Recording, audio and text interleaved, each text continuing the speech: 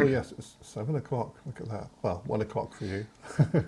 It's 1 o'clock, and it's time for lunch. Dum-de-dum-de-dum-dum-dum. Anybody gets that, they are a prog fan as I am. I didn't. It didn't register, so there's something missing up there in my headspace. Selling England by the pound. Oh, okay. That's Genesis. an interesting reference. Yeah. Genesis. Oh, okay. Which, Wow. by the way, the 40th anniversary, let's see, was it 40th? 40th anniversary of Invisible Touch was just this last yes. week. Wow. That was 40 years ago. Oh, wow. Yeah, I remember walking into the record store, driving to the record store. Yes, record store. I remember driving to the record store to pick up my copy the day of release. Is that when they pressed music into slithers of things you could like hold and Yeah, dropped a needle on it and things like that? that's exactly it. Now, the good news is the kids Well, understand it's all that coming these back days. now. That's Yeah. it. It's all coming back now. It's all coming back. Absolutely. I Vinyl. was not, so you get home and you throw it on the turntable. You throw it on the turntable. I was going to say record player, but you throw it on the turntable and you start listening for the first time. And anytime you hear an album from a band you love for the first time, you're like, oh, that's different. And that certainly was one of the albums that was quite a departure for them. Oh, okay. You had Duke and you had Abacab, but Invisible Touch, that was definitely a little bit more center of the pop road, if you will. There was some longer proggy stuff on it, but yeah, it was definitely a departure. And some of the songs like Throwing It All Away, I remember hearing for the first time and thinking, yeah, I'm not sure I like that so much. But now it's obviously become one of my favorites. Yeah, it grows on you. And grows on you fairly quickly. Yeah. But yeah, that was 40 years ago. Yeah, I mostly remember the latter stuff where Phil Collins sort of on his own sort of thing, rather than the Genesis era. Well, Face Value, his first album, was before Invisible Touch. I should dive in actually because I'm not familiar with a lot of the early Genesis stuff. So yeah, that would be. Hello, I Must Be Going, his second album. That was also before that's a big one. Invisible Touch. But yeah, Face Value, great album. Hello, I Must Be Going, also a great album. I like the song Like China. That was a good song. Not one of the top 40 songs from it, but it was a really good song. But yeah, anywho. I'm a big fan of big fan. Yeah. His son, man, Nick Collins. Oh my gosh, he's an amazing drummer. Absolutely amazing drummer. Yes, well, that's it. I mean, if you grew up with Phil Collins as your dad, you are likely to become a very good drummer. I mean, you might just by sitting there and osmosis, you may not even have to do anything. So you might think so, yeah. Yeah.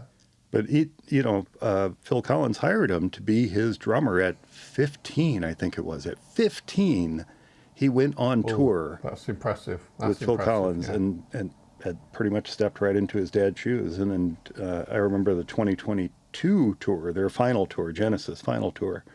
He was the lead drummer on that as well. Nice. Fantastic drummer. I just watched a video the other day.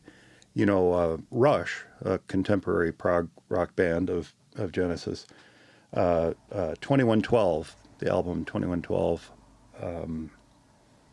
They set Nick Collins down in front of a drum kit and said, "Okay, we're gonna play this song for you."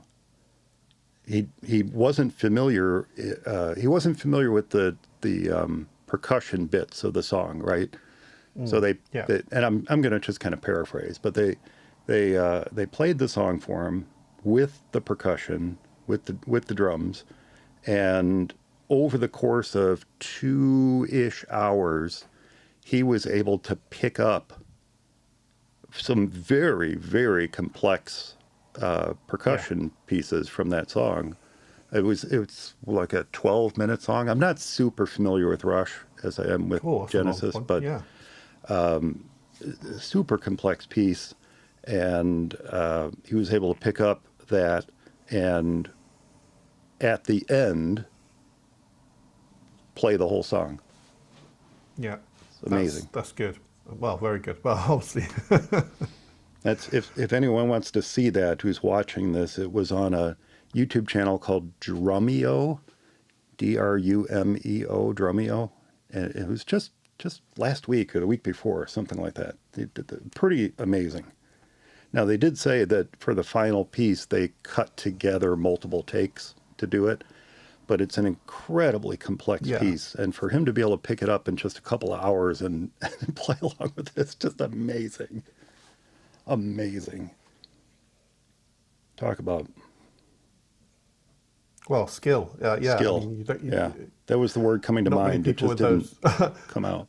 Not many people with that level of skill and abilities in the studio, that sort of thing. And he'd be what? That by year. He's in his 20s. He's got to be in his 20s now. Mid 20s. Wow, it's getting on a bit. I know. Rush just got a new drummer themselves. Okay. I can't think of her name.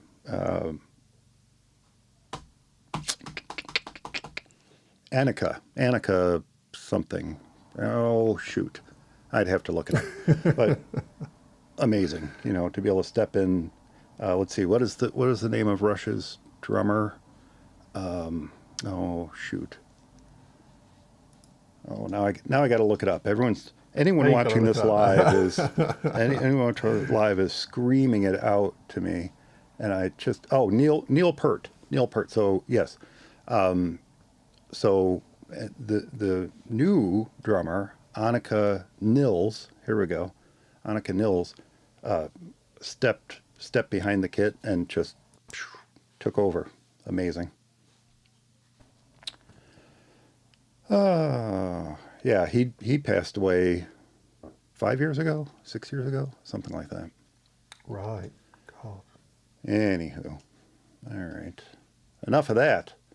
How about some Apple stuff? Hey, anything you want to before we start recording, I should say. Anything to chat about with tomorrow's WWDC announcements? That's a good question. I'm always excited. So yeah, it's going to be a good day tomorrow. The trouble is for us Brits, we have to go to work and wait until the evening before we can actually watch what's going on. Yeah. And I'm probably going to try to avoid some spoilers during the day and not dive into anything too much on my phone. So that, well, actually, timing-wise, it doesn't matter. The spoilers don't really start until the evening for us Brits, so that's pretty good. Right. So, no worries. Yeah, I'm looking forward to lots of things. I mean, I'm always looking forward to the new software side of things, and my big thing has always been operating systems. Love that stuff.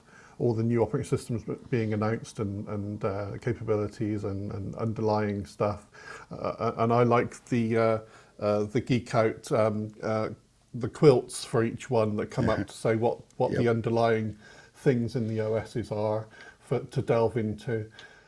That stuff, fabulous. Perhaps on occasion we may see a little bit of hardware every now and then sprinkled in, perhaps, but it'd be nice, but I don't know. I don't know if we are. Not usually. You only ever usually see any hardware side related to, specifically related to developers. So I think if it's not specifically related to devs, then you won't see much, if any, dev-orientated hardware. Might see a little bit, just for devs though, not the usual. Not the usual crowd. You're right. We did see dev-focused hardware released a few years ago, didn't we? Exactly. Yeah. So if there is something specific, then that could be announced as a bit of hardware, but only if it completely, focuses on developers. So we'll do, okay. The bad news is, for the first time in I don't know how many years, we're not doing a reaction time episode tomorrow. We're recording today instead. And Indeed. so for folks who are watching this live stream, or watching the live stream after the fact, watching the recording of what we're doing here, I guess we could do a little mini intro to what would be our reaction time episode normally, and talk about what we're excited for tomorrow. Unfortunately, too many things have come up tomorrow specifically here within our household that would have made it almost impossible to do a reaction time episode on Monday. So No worries. that is why we're not doing it, and it's a little sad, but someone else will pick up the torch, I'm sure. But we'll do them again in the future. We'll do them again. That's it. We sort of have a tradition of doing them, but just won't work tomorrow. But yeah. Some of the things I heard, rumors, and we always talk about rumors at the beginning of our rumors. reaction time episodes. The name of macOS 27 Oh, yes.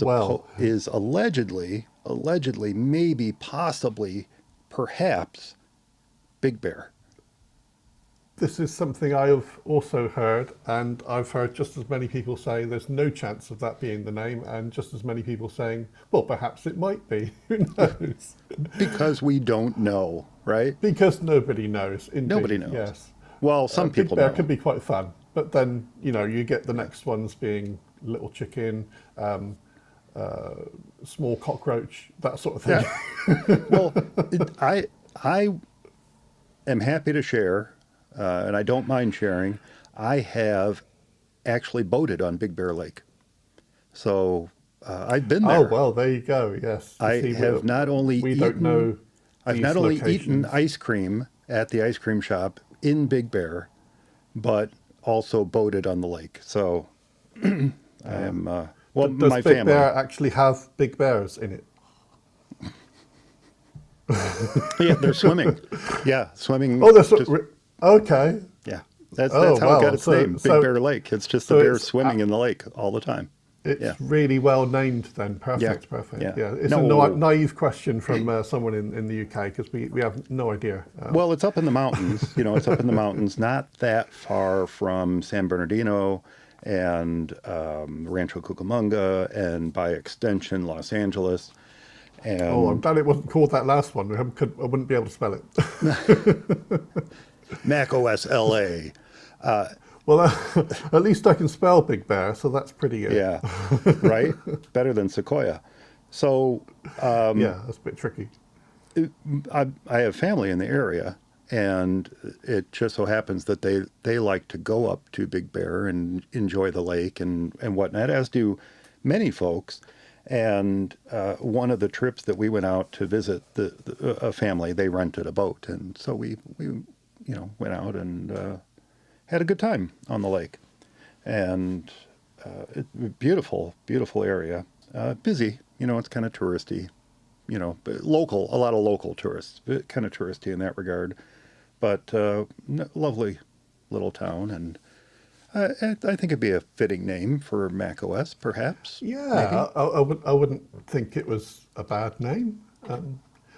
It's difficult because I always used to love the big cats names, and then when they started to run out of big cats, it began to get a little bit tricky. But I wish somehow we could have stuck with something like that, the big cats. Well, so the deal is that We the haven't other got any more rumor, big cats.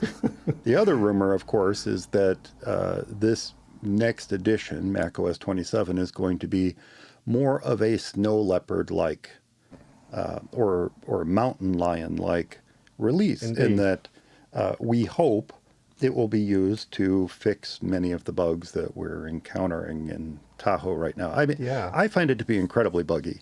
It's one of the reasons I haven't upgraded my primary Mac. I've upgraded all my others, but I have not upgraded my primary Mac because it's just so darn buggy. And it's little things. It's just little annoying things. It's not anything overarching. It's not a stopper. It's just annoyances.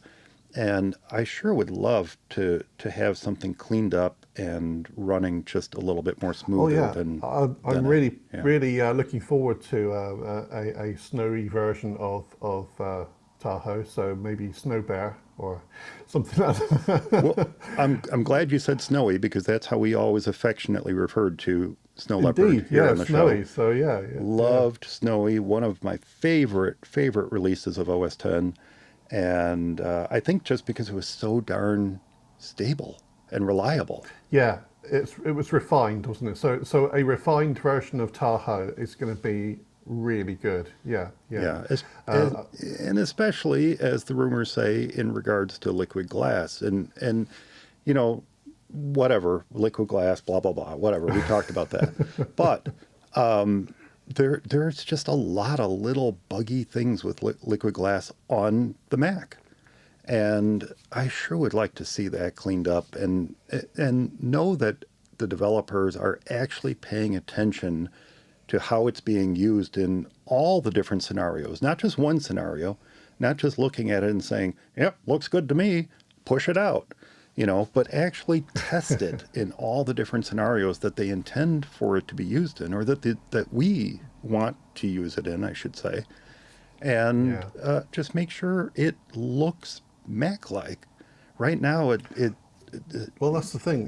yeah, Maybe it's because I use a lot of Apple stock apps that I don't notice much in the way of any glitching or problemats there.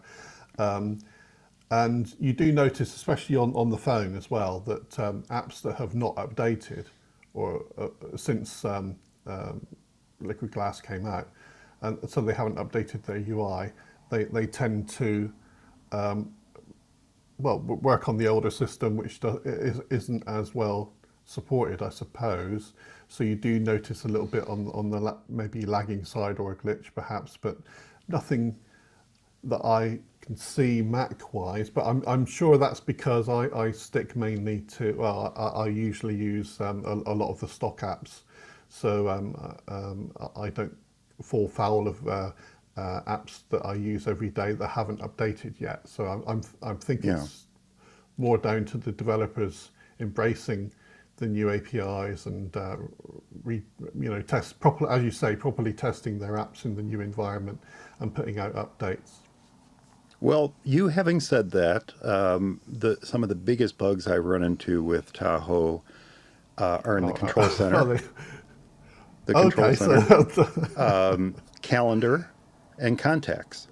Those are actually where I've encountered some of the biggest issues. Now, I don't interesting. use mail, That is a so and I barely Yeah, use that's Safari. true. It could be a combination. Sometimes it could be a combination of apps, and specifically how you run things in what order, that sort of stuff. And it could be difficult to nail down when you do notice a glitch where it's Yeah. actually originated from.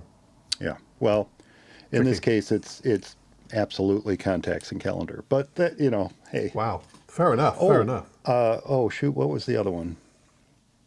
Notes. Notes is the other one. There's a really annoying bug in Notes, and I'm not the only one. I've actually looked it up to make sure I'm not the only person. You're not I'm not going crazy. imagining it. If you use folders in Notes, and specifically Okay. in my case subfolders, and you close those folders, Right.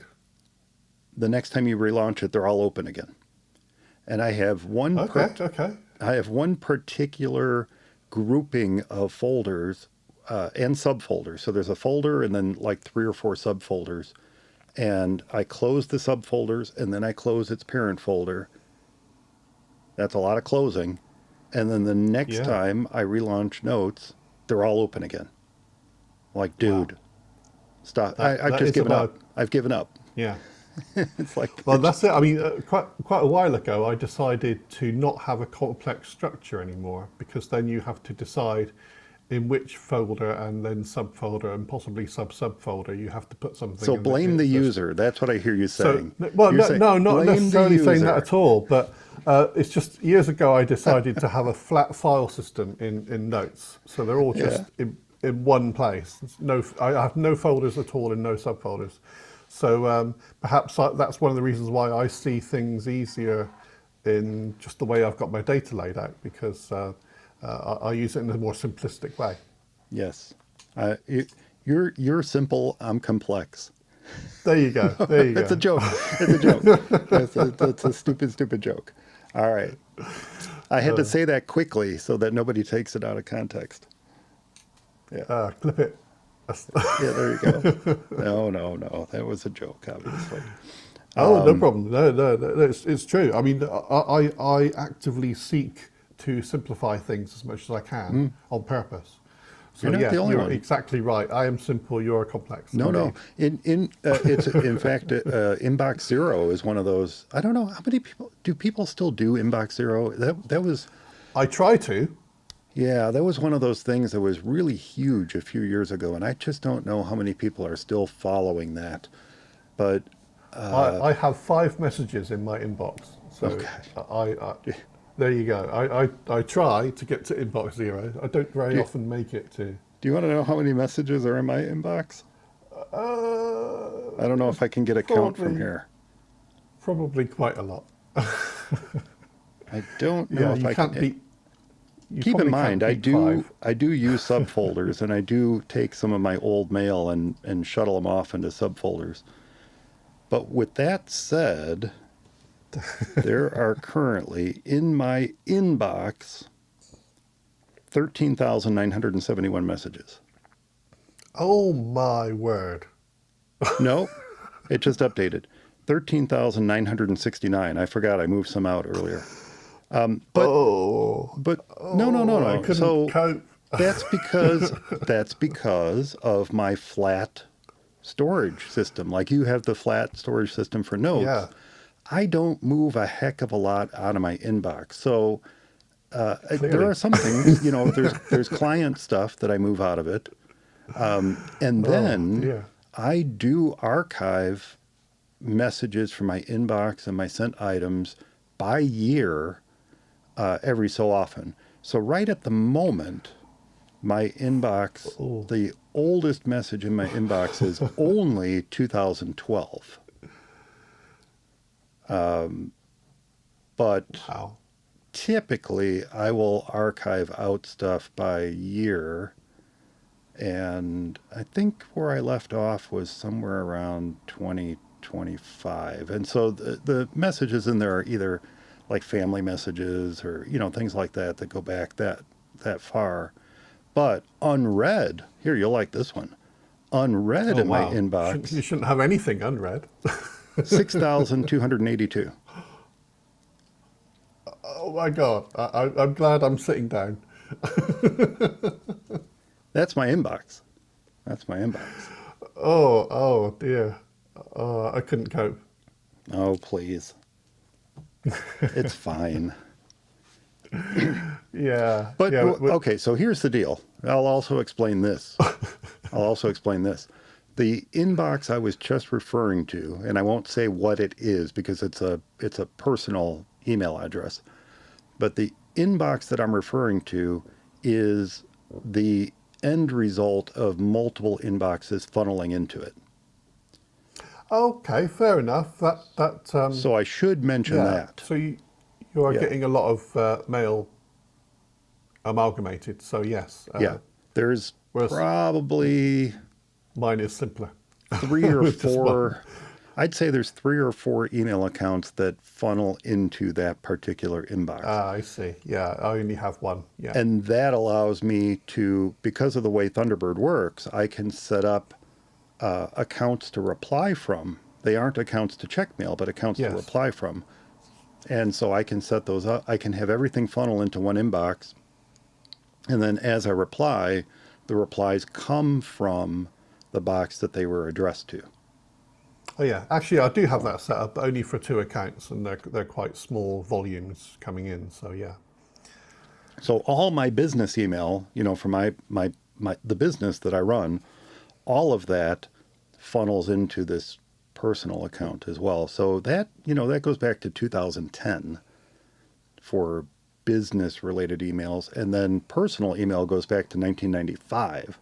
And notice I didn't say I have email going back to 1995 in inbox anymore. I did, but I don't anymore. Yeah.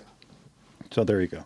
So there is some somewhat reasonable reason for that, for the way it is. But yeah. No worries. Yeah, each to their own. No worries. Problem. Each their own. I love it. I love it. Yeah, whatever. Each their own. What can you do? What can you do? All right. With all that said, I think we should go ahead and get started with the episode. How about that? That sounds like a very good idea. So we are up to episode 474, and we're 38 minutes in, and we're 25 minutes in on the live stream. So for everyone who might be watching and or listening to this after the fact, before we start recording, we moved this episode up. It was originally scheduled for June 14th. We moved it to the 7th because of some conflicts in our personal schedules. So that means there will not be a live stream on the 14th. There will not, as scheduled, there won't be one on the 21st, and which is Father's Day here in the U.S., by the way. And then the 28th of June will be our next episode, 475, will be June 28th. Now, July is also equally a little messed up because we have MacStock. MacStock is coming up. MacStock is coming up in July. That is July 10th, 11th, and 12th. You can still join us. Check it out, macstockconference.com. You can still join us. You can now see the schedule for the weekend. You can see everyone presenting for the weekend. It's all there. MacStock itself is July 10th, 11th, and 12th. That's Friday, Saturday, Sunday. And then on top of that, we have partnered with Ecamm, who are going to be doing an Ecamm Creator Camp on Thursday, July 9th.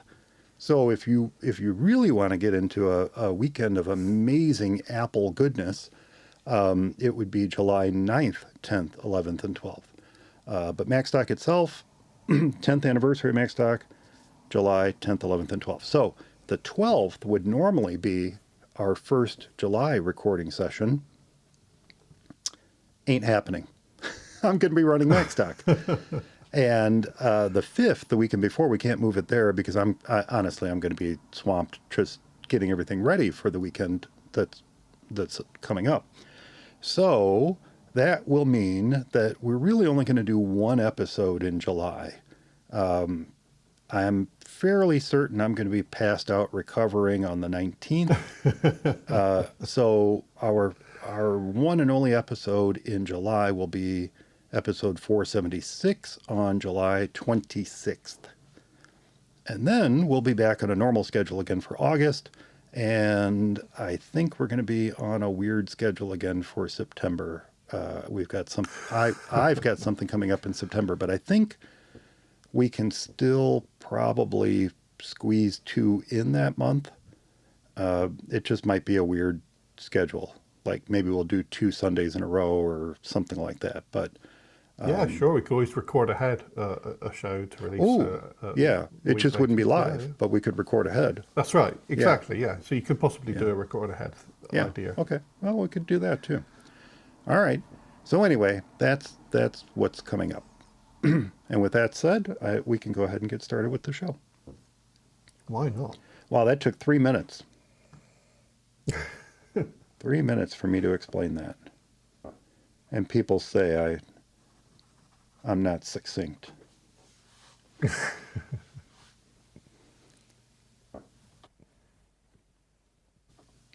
Okay, then. Here we go. We're going to get started with episode 474 for June 7th in 3, 2, 1. It's For Mac Guys Only, episode number 474 for June 7th, 2026. Care to share by air? Hey everyone, welcome back to For Mac Guys Only, the show for the Mac community, where we share our thoughts and opinions on current Mac news and events. And joining me to discuss all things air sharing with your Apple devices is Darren Davies. Howdy, Darren. Oh, hello there. And remember, we do normally record For Mac Guys Only live on YouTube the second and fourth Sunday of the month. And if you would like to come hang out, ask questions, and be part of our live studio audience, be sure to subscribe to the show at youtube.com/FMEO-TV. And that is also where you will be able to see any upcoming live streams that we have scheduled, including our kind of cattywampus schedule for the months of June and July. And if you are joining us live on YouTube, I'm going to be keeping an eye on the chat room right over here to my right. So if you have any questions or comments, be sure to drop them in there, and we will address them here on the show. Well, Darren, this episode's topic came about by way of surprise, a breathless article warning all iPhone users to turn off a particular AirPlay feature on their devices lest they become irrevocably hacked, watching their phone slowly dissolve into a puddle of aluminum goo. And, Wow. While they were breathlessly explaining all that, the headline implied that we iPhone users are all in a panic over this setting and what it means for our security. I don't know. Are you in a panic, Darren?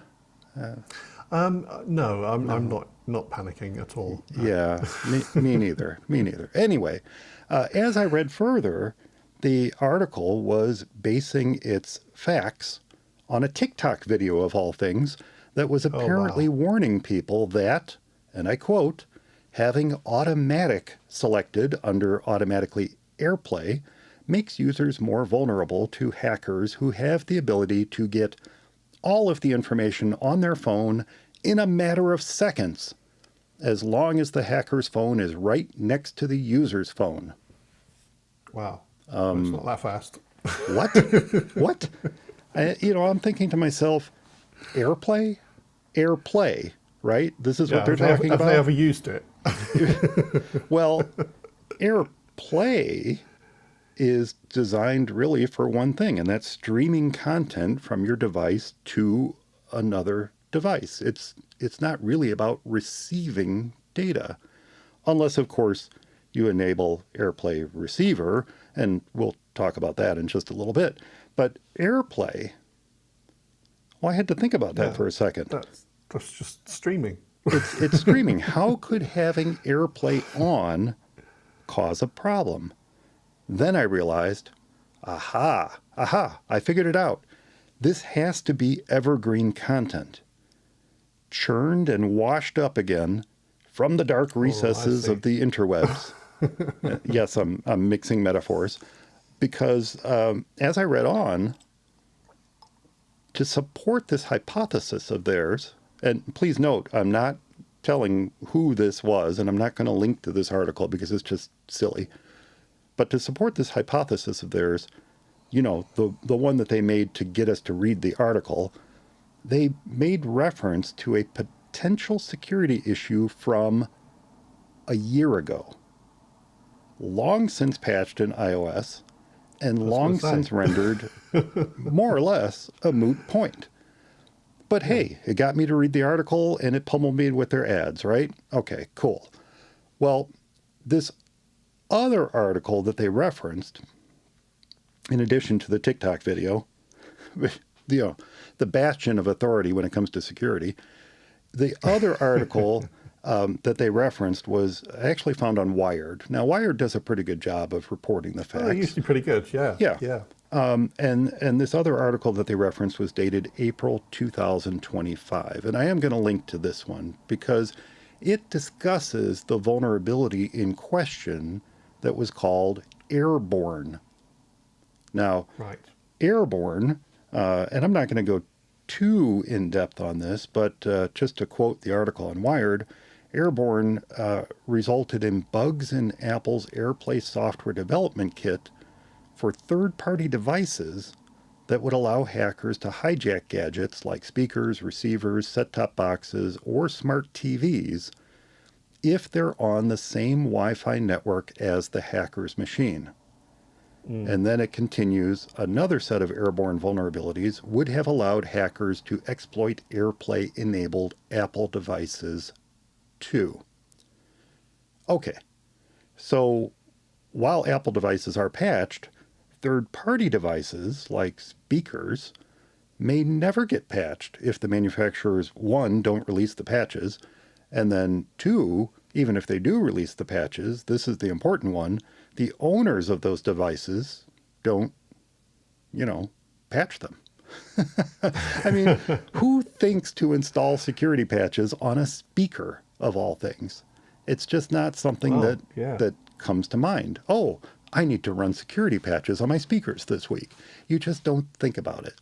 So a couple things have to happen. The manufacturers have to recognize the problem and release a patch, assuming their device can even be patched, but release a patch, and then once the patch is released, somehow alert the millions of people who bought the speaker that the patch is available and get them to install the patch. Yes. Okay. That's a lot of ifs. Yeah, there's a lot of ifs. But there are some things that might help us sleep better at night. One, as I said, Apple patched these flaws in their operating systems over a year ago. In fact, at the time of the Wired article, which again was April 2025, Apple had already patched them, according to the article, months ahead. So that wasn't even an issue. Two, to exploit the bugs, the attacker needs to be on the same Wi-Fi network. Okay. And three, Apple told Wired that, quote, those bugs could only have been exploited when users changed default AirPlay settings, end quote. Oh, you mean the very thing that the TikTok video was telling people to do? Okay. There's actually a lot more to airborne than that. And like I said, I'm going to link to the Wired article where you can read all about it. But I certainly don't think I would panic over it. Keep your devices patched, limit access to your Wi-Fi network, and take precautions whenever you decide to set up all of your AirPlay devices at the local coffee shop and their open Wi-Fi network. Okay, Yeah, that was a little tongue-in-cheek. That was a little tongue-in-cheek, but, I was just going to say a lot of these things are often proof of concepts. So they're a very specific set of things you have to do in a specific order, and sometimes you have to be specifically physically present, that sort of thing. So there's a lot of things along the chain, which is highly unlikely. But I don't know where they get their headline writers from sometimes, but often you'll read an article and it may even be quite reasonable, but then the separate person who writes the headline for the article makes it such an extreme example of what they're talking about, just in order to get the clicks, and that's it. And the headlines are terrible often, and a lot of the times they just bear no relation to what the article actually said. If it bleeds, it leads, right? That's it. That's the one.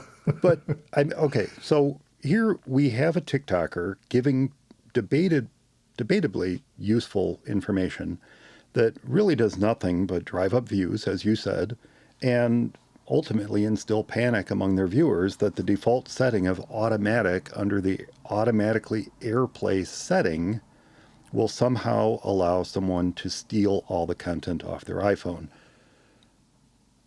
And I guess the question is, do we really think that Apple would make this the default setting if that were the case? Really? Do we believe that Apple, of all companies, would say, you know what? We know that somebody can just walk up to you and steal all your data if we have this as the default, but what the heck? No. Yeah, let's see what happens. And they patched it. So, all that said, that is what led to this episode's topic in a very roundabout way. Because when they were talking about AirPlay, let me say that again. When they were talking about AirPlay, let's put the emphasis on the correct word there. When they were talking about AirPlay and someone's ability to walk up and just surreptitiously steal all your data, I started questioning, there seems to be a lot of confusion over the features that are found within macOS and iOS and the others, including things like AirPlay and AirPlay receiver and AirDrop and continuity and handoff and universal control. And by that, I mean folks, including myself, I put myself in this category, are often confused by these terms. They're confused by what they mean and what the different features actually do for you as the user. Confused to the point that we, and I'll even say by extension I, often talk about them as if they're one and the same thing. Oh, the keyboard and mouse sharing. Yeah, That's handoff. Sometimes we can just talk about them interchangeably. Yeah. Is it continuity? No, Mike, it's universal control. Oh, well, I just completely got that wrong, didn't I?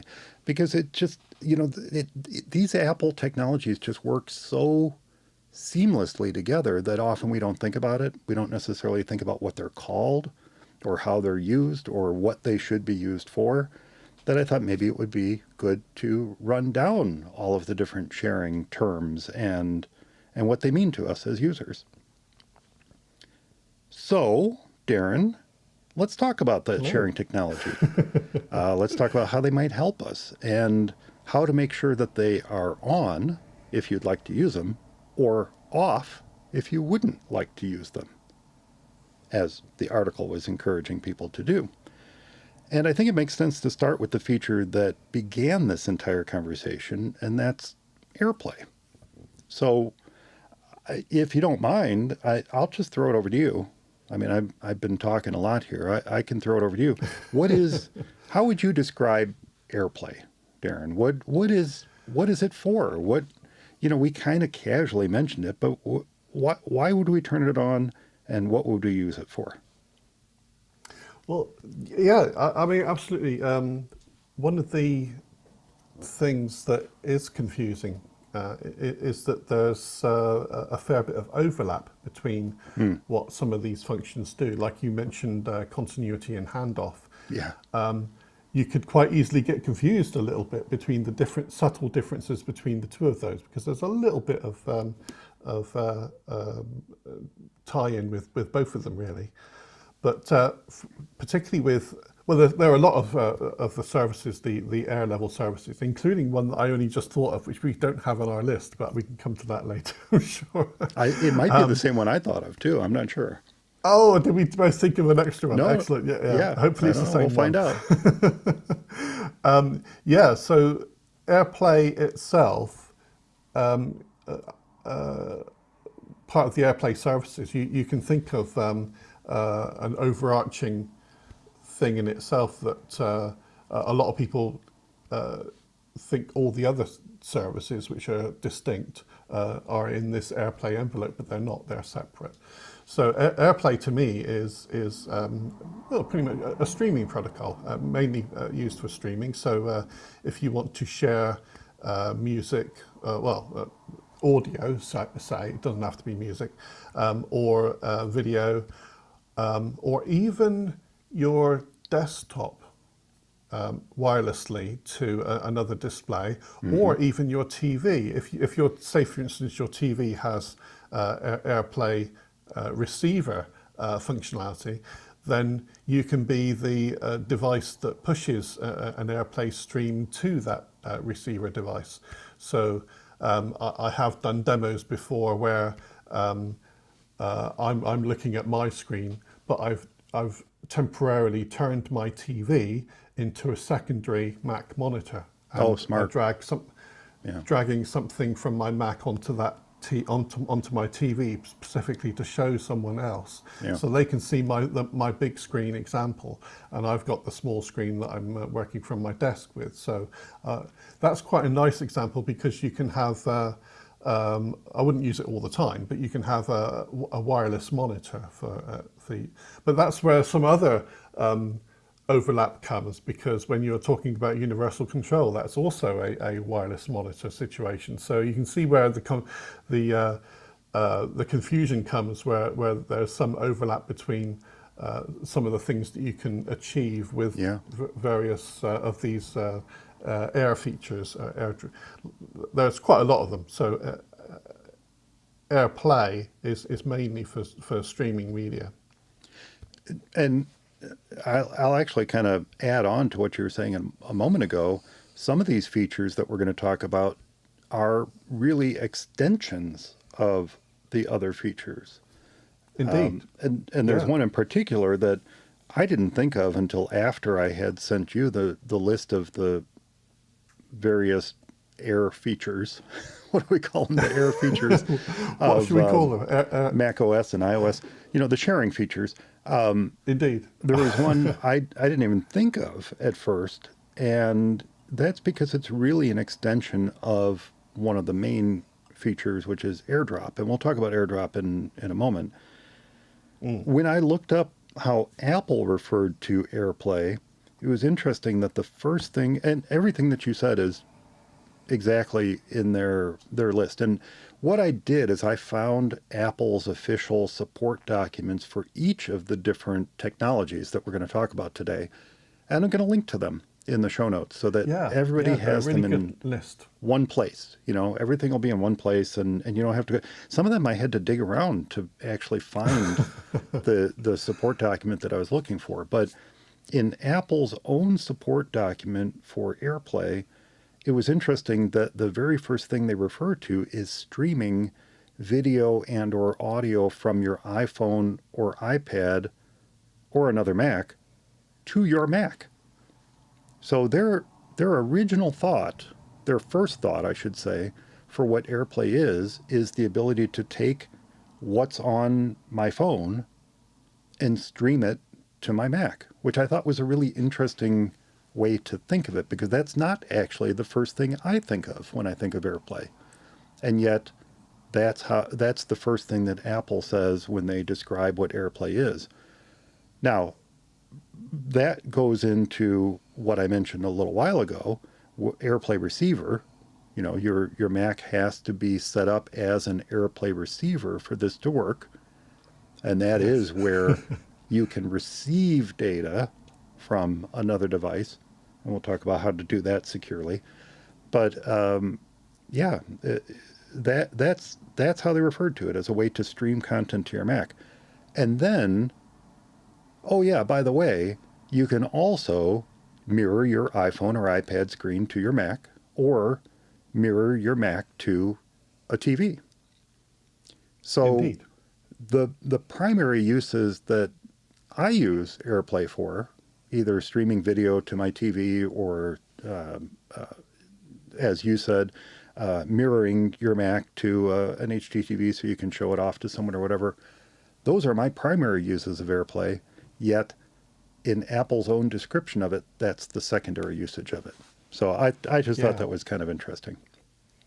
Yeah, I think one of the other things that's interesting, especially in Tahoe, is that the iPhone mirroring app essentially does that. So what it's doing is it's taking an AirPlay stream from your phone, and but also there's extras in there for you to be able to control your phone back from your Mac. So there's extra things. It's not just purely streaming, but it's kind of related to what AirPlay can do to stream what's on your phone, including audio, which is one of the reasons why I'm not specifically using AirPlay to stream my music from Amazon Music on the phone to my Mac, but it's sort of using the same technology through iPhone mirroring. Mm-hmm. Yeah. The iPhone, let's see, they call it iPhone, what's the name of the app? Is it iPhone mirroring? Yes, it's iPhone mirroring is the name of the app. Yes, that's the name of the app, iPhone mirroring. So iPhone mirroring, the app, is essentially an AirPlay receiver on its own. Yeah, Part Yeah. of it, yeah. So it does have some control, but it's an AirPlay receiver as well, and you can also, as you say, turn on AirPlay receiver functionality on some of your devices to just receive streams.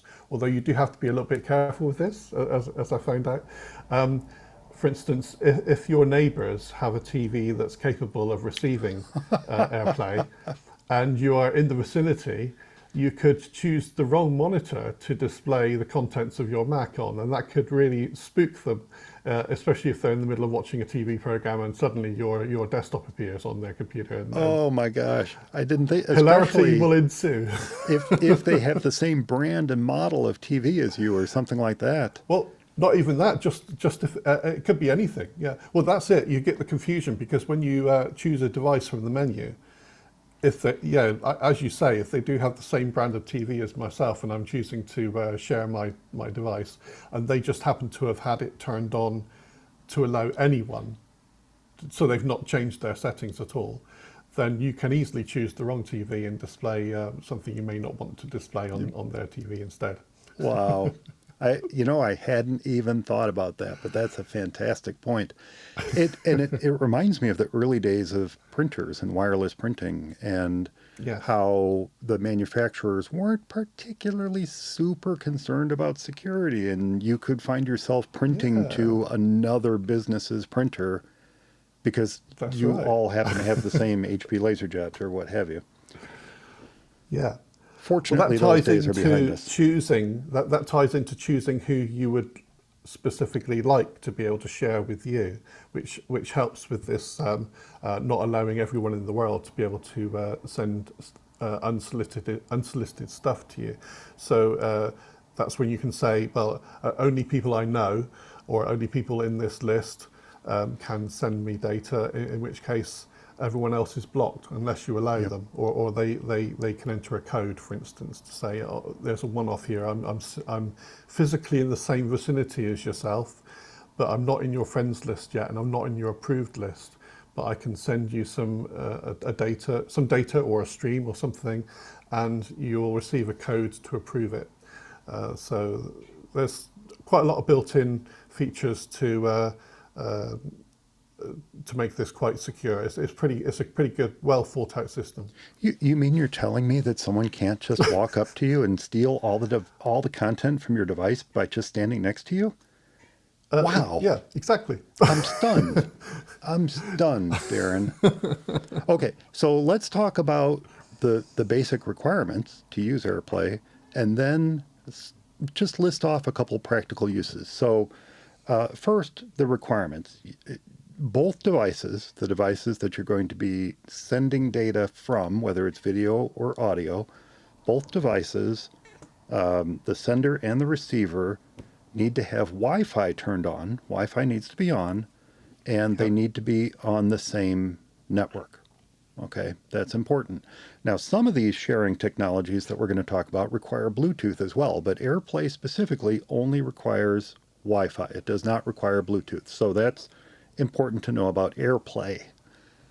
And as you just pointed out, if you are streaming between your own Apple devices, while it's not required, it's useful to sign in to the same Apple account on both devices. And that term useful actually comes from Apple.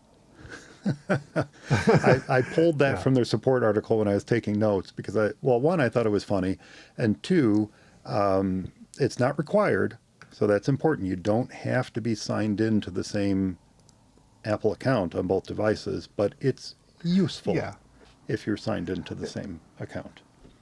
If they're your devices and you are logged into the same account, then effectively your sharing is pre-approved. Pre-approved. So you approved yourself. Yep, exactly. So let's talk about what you need to do to turn on AirPlay, to turn your device, to turn your Mac into an AirPlay receiver. So it's under your Mac's system settings, and then under General, and then under AirDrop and Continuity. Now, don't be confused by the fact that it's under AirDrop and Continuity, but that's where it is. And in there you will see AirPlay Receiver, Yes. Okay, and you just turn it on. Turn it on. Just turn it on. Just turn it on. Boom, and you'll probably notice that it is on already. I Yes. believe, from what I could tell, it's on by default, and that's okay, Yeah. because as you pointed out, Darren, there are options then for who can stream content to your AirPlay receiver, and the default option is to set AirPlay receiver up so that only the current user, in other words, the person, the pre-approved person, because you're signed into the same Apple account, only the Yes. quote current user, that's the setting, can stream from their device, the iPhone, to the Mac. That's Yeah. the default. Yeah. The default settings are thought out quite well. Yeah. Is current Or user. very well. Yeah. Now, the other option is to allow any device, and that is where you would select anyone on the same network. Okay, so that's, again, it's reasonably secure in that you are on the same network, right? That's kind of the idea behind it, is that if you have it set to current user, cool, that means only the person signed into the Apple account can use it. If you have it set to anyone on the same network, then that means that anyone on the same network can see an AirPlay to the computer. And then the third option, which is probably the one I would not recommend, is everyone. If you set it to everyone, then anyone can see an AirPlay to the computer that you have AirPlay receiver turned on. So typically, set it to current user. This is under Allow AirPlay 4. Set it to current user, and that's going to be pretty darn secure. And even if you do allow someone else to stream to it, know that you're going to be on the same network if you choose that option, allow on the same network, and probably avoid everyone unless you absolutely have to turn that on for some particular reason. Just remember to switch it back to the defaults when you're done. Yeah. Yeah. Now, there is one other option to add a little extra layer of security, and that is to require a password. You can turn that's on by default, and again, as you said, you're pre-approved. If you're using the same Apple account on your devices, you're pre-approved. You don't have to type in a password, but otherwise, a password would be required, and there is a button to set the password for setting that up. So, Yep. very cool. That is how you set up your Mac as an AirPlay receiver. Now, one of the features, one of the reasons you might want to do this is because you want to stream photos or videos from your iPhone or your iPad to your Mac. That is one reason why you might want to do it. Now, one interesting thing about Apple's documentation, you're going to see this if you click through to any of the links that I'm going to put in the show notes, you're going to see this, but they don't describe their icons. So we're going to have to do the best we can to describe the icons that you have to tap or click in order to use some of these features. They never tell you what this icon, how this icon should be referred to. They just say, go tap this, and then they put a picture of it. Well, that's cool. I appreciate that. But how do I describe it to people, Apple? So we're going to do our best to describe these to you. But if you want to, that'd be fun. If you want to send a photo or video from your iPhone or your iPad to your Mac, you actually tap I'm going to call it. Well, it's a sharing button, right? But it's not the sharing button that you would normally think of. The sharing button you normally think of is a square with an arrow coming out the top of it. That would be your share button. And they do note that in some apps you may need to tap that share button, the square with the arrow coming out of the top of it. However, the default icon that you tap is a square, and think of it as like a TV screen. It's like a 16 by 9 square, a rectangular square, it's a rectangle with a pyramid or a triangle at the base of it, a solid triangle at the base of it. Can you Okay. describe it better than that, Darren? That's how I would describe it. Well, is this for which one is this for? This is when you want AirDrop? to share a photo or video from your phone to your Mac. Yes. I think I'll go with your description There you go. because All right. why not? Anyway, you tap this little TV screen with the diamond underneath it, or the triangle underneath it, the solid triangle. You tap that, and you'll be presented with a list of Macs that you can stream to. Most likely, you'll just see your one, but there may be more than one that you can stream to. So you tap the Mac that you want to stream to, and then once you are connected up, you just use the regular playback controls on your iPhone or your iPad to start the slideshow or to play the video or what have you. Absolutely. Yeah. Yeah. And then when you're done, you just tap the little sharing or AirPlay button. I guess it's an AirPlay button. That's probably what it is. You tap the AirPlay button and turn off AirPlay. That's it. That's how you do it. Yeah. Now, you were talking about mirroring your iPhone or your iPad on your Mac, and you can actually do it without iPhone mirroring. If you open up the control center on your iPhone or your iPad, you just tap the Yeah, it's going the other way. Exactly. You're initiating the mirroring from the device to the Mac rather than the other way around. it's like an overlapping rectangles icon. That's it. Two rectangles interspaced with each other. To indicate that you're mirroring. Well, you can do that. You don't need That's the right, iPhone mirroring app. You can actually just mirror directly from the control center by tapping that Exactly. screen Yeah. mirroring can. icon. So there you go. Now you can also, you mentioned Amazon Music. You might be the best to describe this one to folks, but it's essentially the same, or more or less the same as AirPlaying a video or photo except the icon is just a little bit different. Yeah, except the way I do it is I do it through the iPhone mirroring program from the Mac. So it's the connection is the other way around. So you're choosing the iPhone to be displayed on the Mac through the Mac app rather than doing it the other way around. You're not pushing the stream to the Mac. You're bringing it into the Mac from a Mac app. You just had to be difficult, didn't you?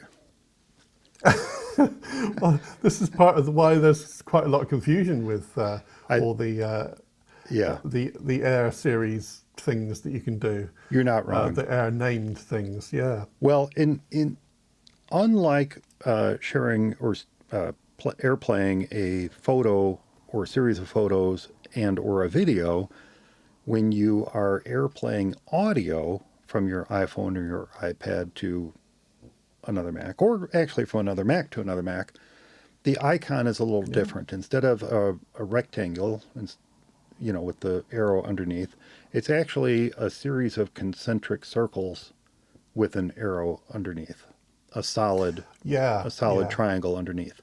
And that is the icon that you tap when you want to share audio. So that would be the AirPlay icon for just sharing audio from your phone to, I'll just say from your phone or your iPad or another Mac to your absolutely. Mac. Yeah. So that would be how you do that. Now, something that I do fairly frequently is, I'll have YouTube loaded up on my iPhone, and I want to AirPlay it to my TV. That's something you might want to do as well. And ironically, often the reason I do that is because the YouTube app on the TV, which happens to be on a Roku box, but the YouTube app on the Roku box just goes, and I'm going to get really technical here, just goes wonky. It just will not play. It'll happily play commercials, but then when it comes back to the actual video that you want to watch, you just get spinning circles. So I found that when the YouTube app on the Roku decides it just does not want to play a video for me, I'll fire up that same video on my phone and tap the AirPlay icon to send it to my TV and watch it that way. And the fun part is that not only can I control that video from my phone, but I can also still control the video using the Roku remote, which I think is pretty darn cool. So that's quite good. on your Mac or your phone, you find the video that you want to stream, and you again tap the little AirPlay icon, which is the rectangle with the solid triangle underneath it, and then select which TV or device you want to stream to. Simple as that. Not your neighbor's TV. Not your neighbor's TV, as you pointed out. And let's see, what else? Mirroring your Mac to the TV, using it as an additional display, either mirroring the display or using it as an extended display. Again, right. You can do both. Yeah, you can do both. You click the Control Center icon in your menu bar, and in there you will see those two interlocking rectangles, which is the mirroring icon. You click that. You then select the TV that you want to mirror to. Again, do not select your neighbor's TV. Now, at that point, depending on how your receiver, Roku, Apple TV, what have you, how it's set up, you may have to enter a code.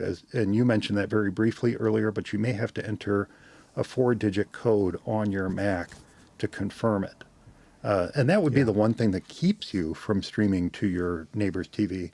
But they would have to have it set up to ask for that code. Yeah.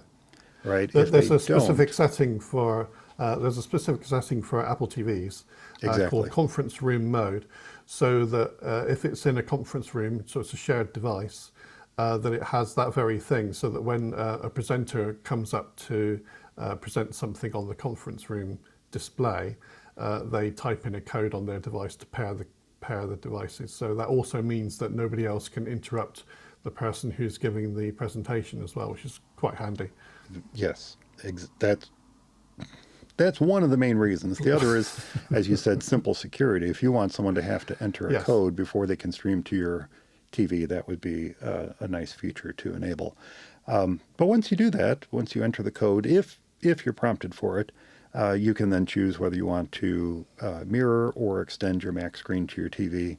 And like you, I do that very thing. I have a larger screen TV in my office, and when I want to show something to a client, I'll often just mirror my Mac screen up to the TV so that everybody in the room can see it. Great minds think alike. Yep, there we go. Exactly. So that's it. That's it. Oh, one more thing just occurred to me. You can also AirPlay to a HomePod. If you have a HomePod, you can do the exact same thing. You can simply find the audio that you want to stream and then tap the AirPlay icon, select your HomePod, and there you go. You're ready to go. And that ties into continuity, I believe. You know what? We can talk about continuity next. I was going to talk about AirDrop next, but we can do continuity. Okay.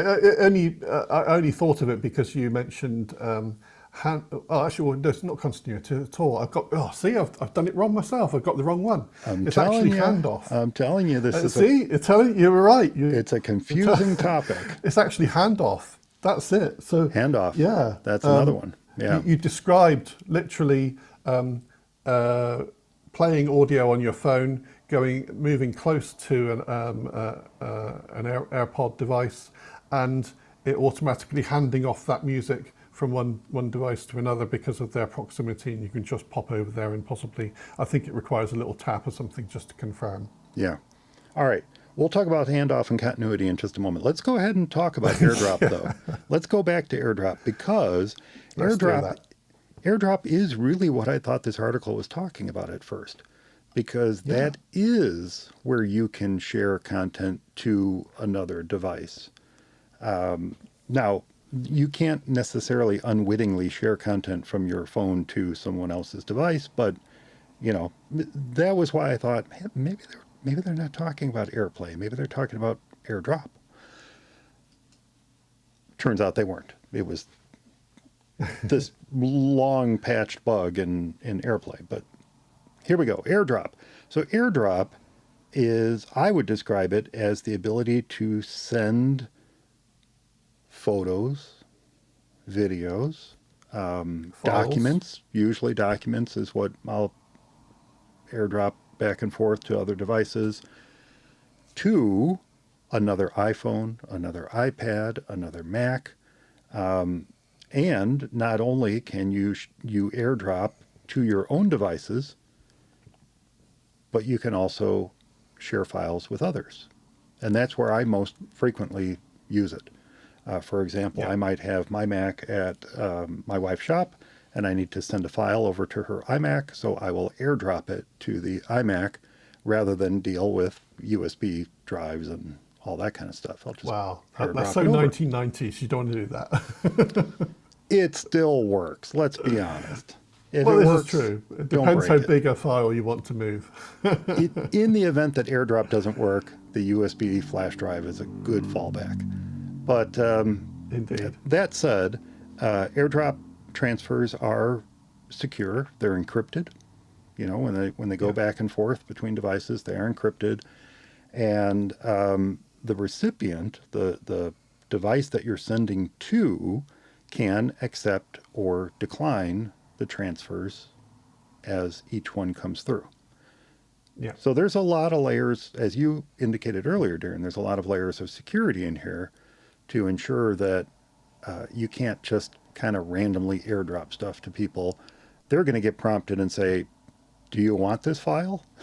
And if you're not expecting a file, the answer is always no. You should sort of say no, really, Yeah. but yes. Yeah, anyway. So this is one of those technologies where you do need Bluetooth enabled. So not only do you need Bluetooth enabled, but you do need Wi-Fi enabled. So AirPlay needs Wi-Fi, AirDrop needs Wi-Fi and Bluetooth. So make sure both are turned on. If you are having trouble using AirDrop, it could be because one or the other is turned off. It's not terribly uncommon for someone to have Bluetooth turned off. I do run into that from time to time. Sometimes, yeah. I mean, it used to be a thing back in the day to save your battery a bit. You would turn Bluetooth off because less people used it. Yeah. But nowadays, the usage of Bluetooth is so prevalent that most people have it turned on. And it's so important to all of these technologies that we're talking about that I don't even think about turning it off. It's just on. I don't turn mine off at all the time. Yeah. And because it's Bluetooth, the other requirement, of course, is that you have to be within roughly maximum 30 feet of each other. Bluetooth typically has that 30-foot range. So that's it, yeah. You need to be within 30 feet. You're probably going to be much closer than that. But those are the main requirements for using AirDrop. Now, if you don't have AirDrop on the Mac, you're actually going to find it in the control center, and it's going to be, now we're talking Tahoe here, okay, keep that in mind, but under Sequoia, it's in a similar location. It's in the control center. It's in Sequoia, it's in control center. In the top left by Wi-Fi and Bluetooth, you're also going to see AirDrop in there.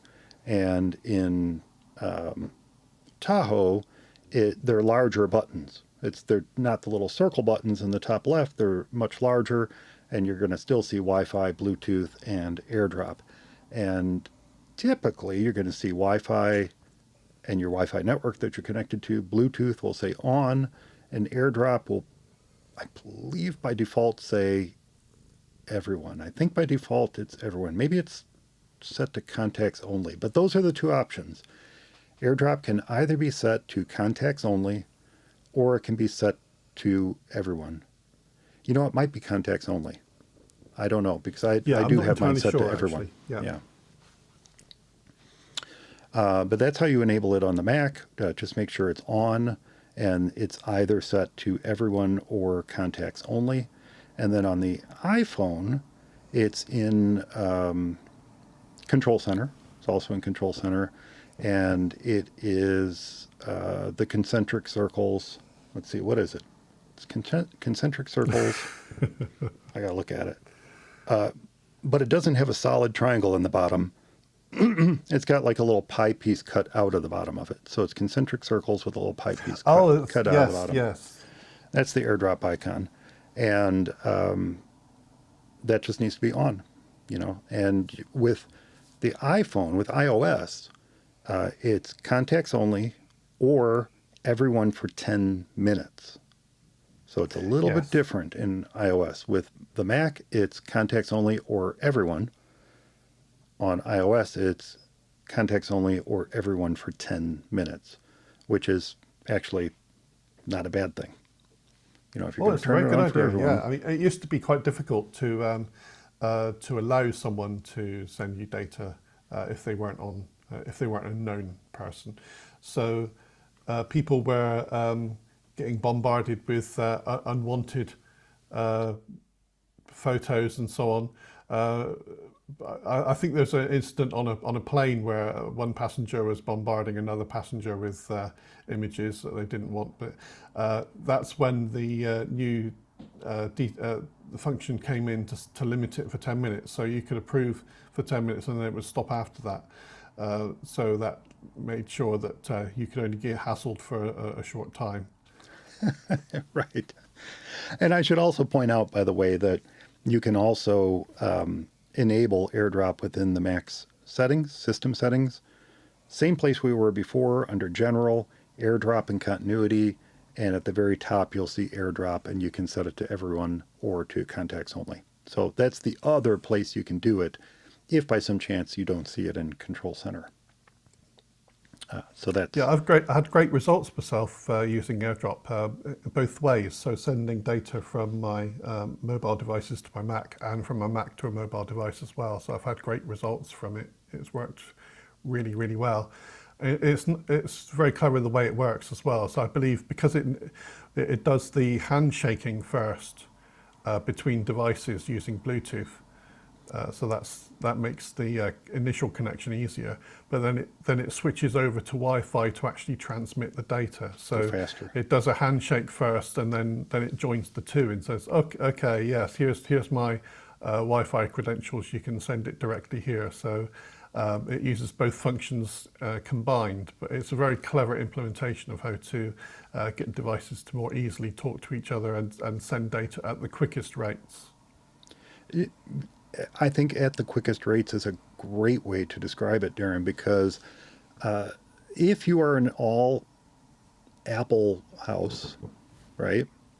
Some people have Windows stuck in there here and there, or Linux or what have you. But if you're an all Apple house, I found that AirDrop is often faster than Ethernet network sharing or Wi-Fi network sharing. I know. Yeah, absolutely. Super quick. Plus, it's kind of fun watching the little circle fill in as it's sending the file over. So, yeah, it does work surprisingly quickly. You can send data that you would, I mean, not long ago, only a few short years ago, you would think, no, I can't possibly send this data from one device to another wirelessly because of the size, you know, and now it's pretty much seamless. It's quicker than you would imagine it to be. It works really, really well. I've sent huge files with AirDrop, and it's worked wonderfully.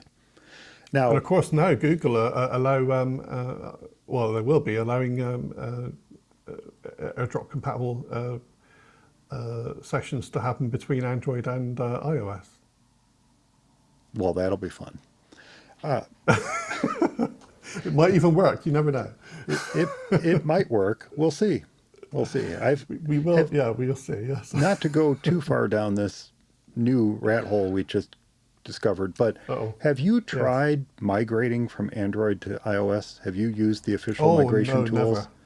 I've never tried it. No. They're awful. I mean, when they work, they're great, but when it does work, and keep in mind, all of this is, well, when I used it, it was all written by Apple. But when I used it, it would work maybe 10% of the time. It was horrible. I never had great luck with it. I always had to manually move stuff over from one to the other. When I finally convinced someone to move to an iPhone, I'd say, oh, yeah, we'll just use the migration tools. Nope. Sorry, Mike. Oh. Your fault for convincing them to move to iPhone. Okay, Wow. moving on. So there's actually something new, AirDrop related, and I learned this when I was pulling up all the support articles. There's something new AirDrop related when it comes to iOS 26.2, iPad OS 26.2, and Mac OS 26.2. So this has been for a couple versions now, but it's not anything I've run into. Now, I think the reason I haven't run into it is because I'm always airdropping with contacts, known contacts. So this doesn't really come up.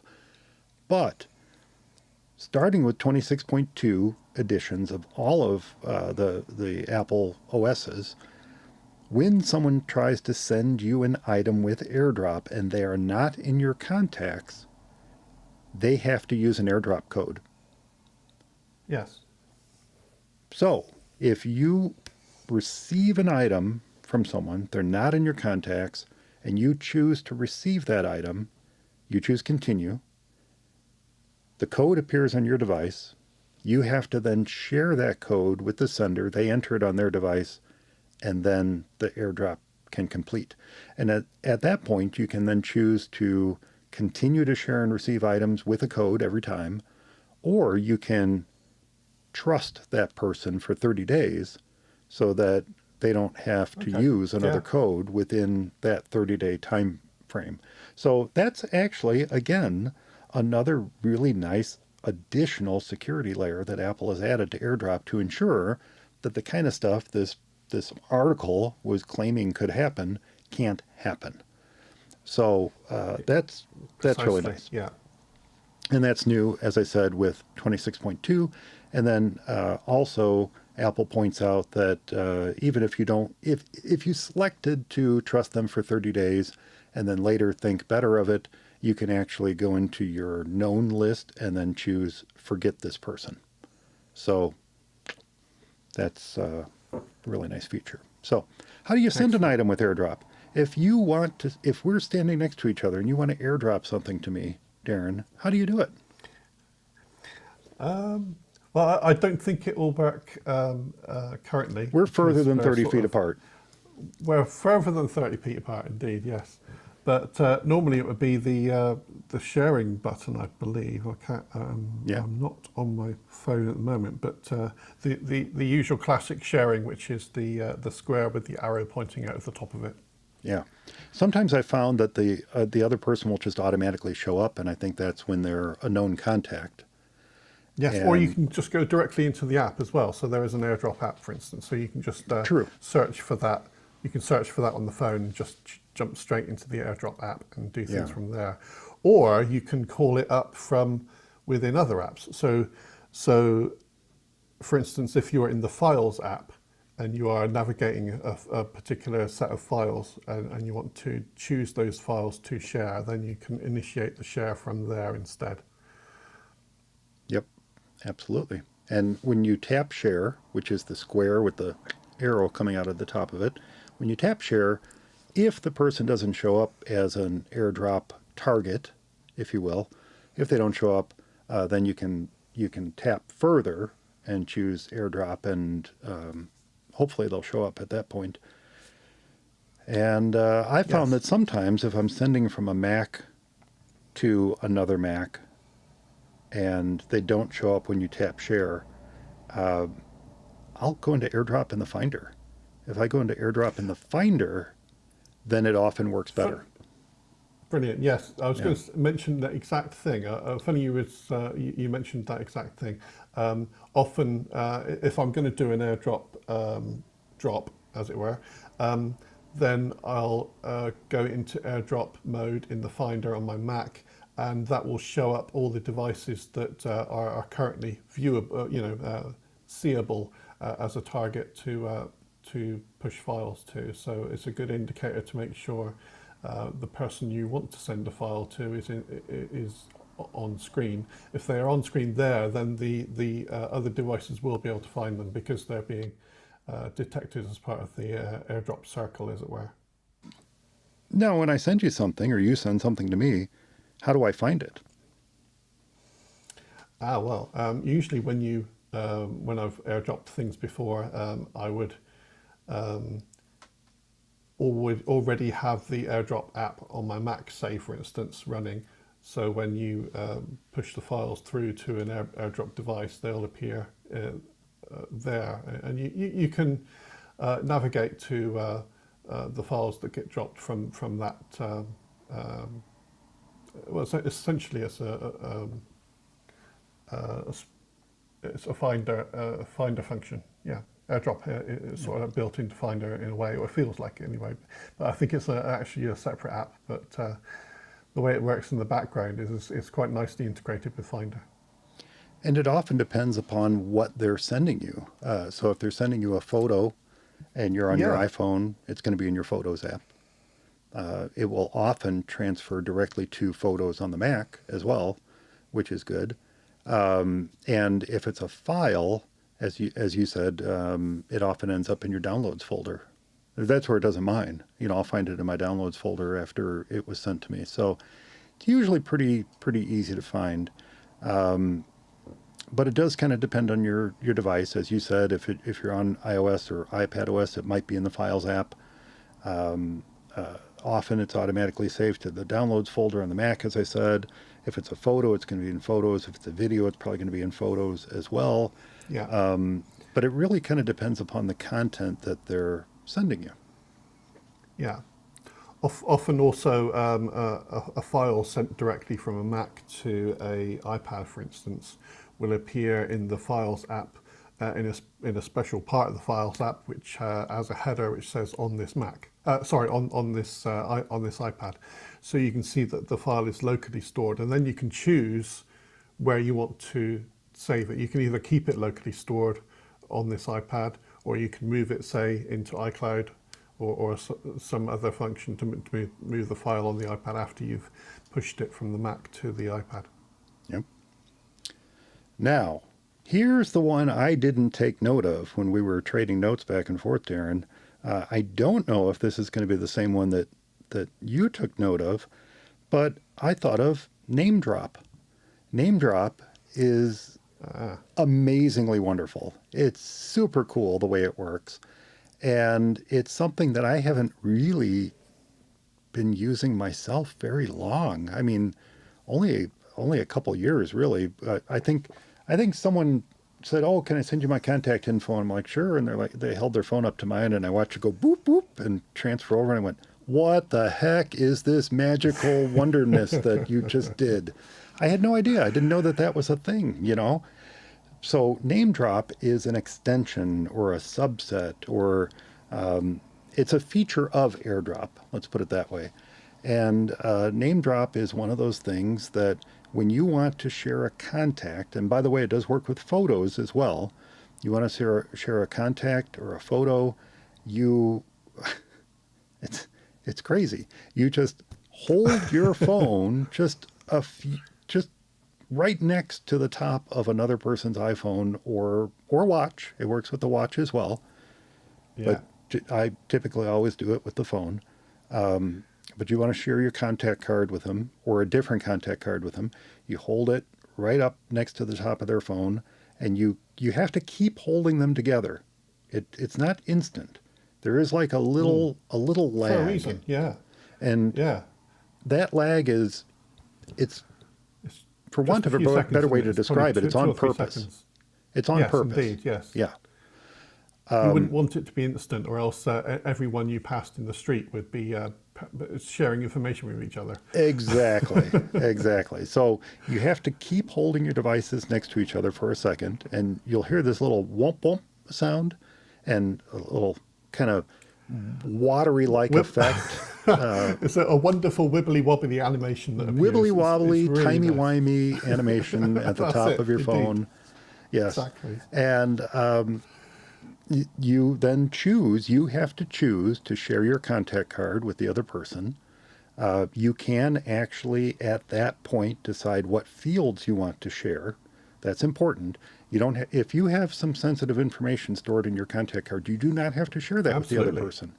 Not all of it, yeah. You can tap a little disclosure triangle and you can uncheck the fields that you don't want to share with them.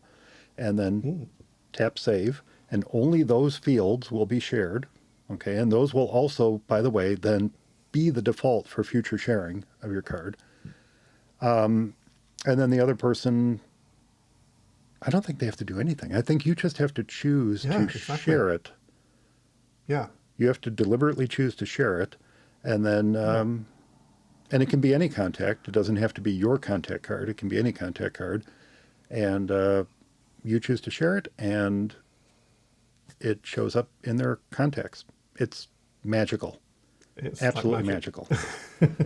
And if you decide not to share it, if you start the process and then decide you want to cancel it, you just move the devices away from each other. That's it. So you can share photos that way. You can share contacts that way. That might be it. That might be all. Yeah, it's a limited number of things. Yeah, it's mainly made for contact sharing. Exactly. Now, for security purposes, if you do not like the idea that you can simply hold your device next to someone else's and choose to share your contact card or a contact card or a photo or what have you, you can turn it off. Now, the thing about turning it off is it's on your phone, it's under settings and then general and then AirDrop. And then there's a setting in there called bring devices together. That's the setting you want to turn off. Now, it's important to know that when or if you turn that off, not only are you turning off contact sharing, but you're also turning off photo sharing that way. So, you know, that's just have to take that into consideration. If you want to turn off all that type of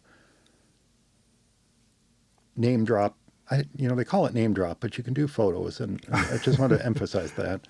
If you want to turn off the name drop type sharing where you hold devices together, you just turn off bring devices together under settings, general, AirDrop, and it will be off. And you can't do it then. So that's it. That's name drop. That's it. Yeah. Now we're up to continuity. Now we're here. Continuity. Now we're up to continuity. Maybe. So what is continuity, Darren?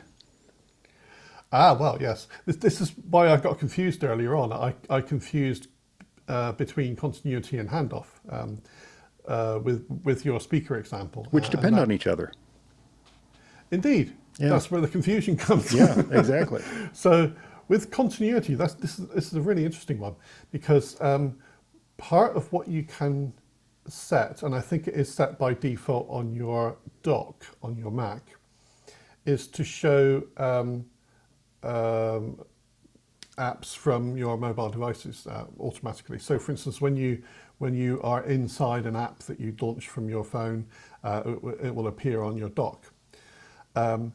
And that's part of the continuity side of things, because the main function is you can start a function off on one device and then continue it, i.e. continuity, continue it on the other device. So say for instance, I started off an email.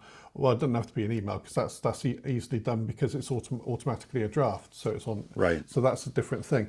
But say for instance, you started off a note, and you were starting to write a note, although that syncs. That's another bad example, isn't it? Say there was a text file that you were starting to write, and when you then move over to your Mac, you'll see the app that you were using on your phone, and you can continue the thing that you were editing on the other device, and then go back again as well. So the continuity works both ways. So it's allowing you to continue one bit of work that you started off on one device and then continue it on another device. But that actually can be turned off. So if you don't like the continuity side of specifics of handing off editing, which is another reason why I got confused with the handoff side of things. But you can turn that feature off. So in the dock settings, you can say don't show these apps on the dock when you right. start them up from true. the phone. Yeah. So in effect, that's what continuity does. It allows you to continue a piece of work that you started on one device and then continue editing it on another device and then go back to the original device and sort of like go back and forth between them. And you were not wrong to want to talk about continuity before AirDrop, because continuity is somewhat of an umbrella term. And as you said, that's where so much of the confusion comes in, is that AirDrop is actually kind of considered a feature of continuity. So what we've just been talking about, sharing files back and forth between devices using AirDrop, it's actually continuity. So that's why under your Mac settings, it's called AirDrop and continuity, because they're they're different they're functions, part of but the same, they're related. all together. And again, confusion.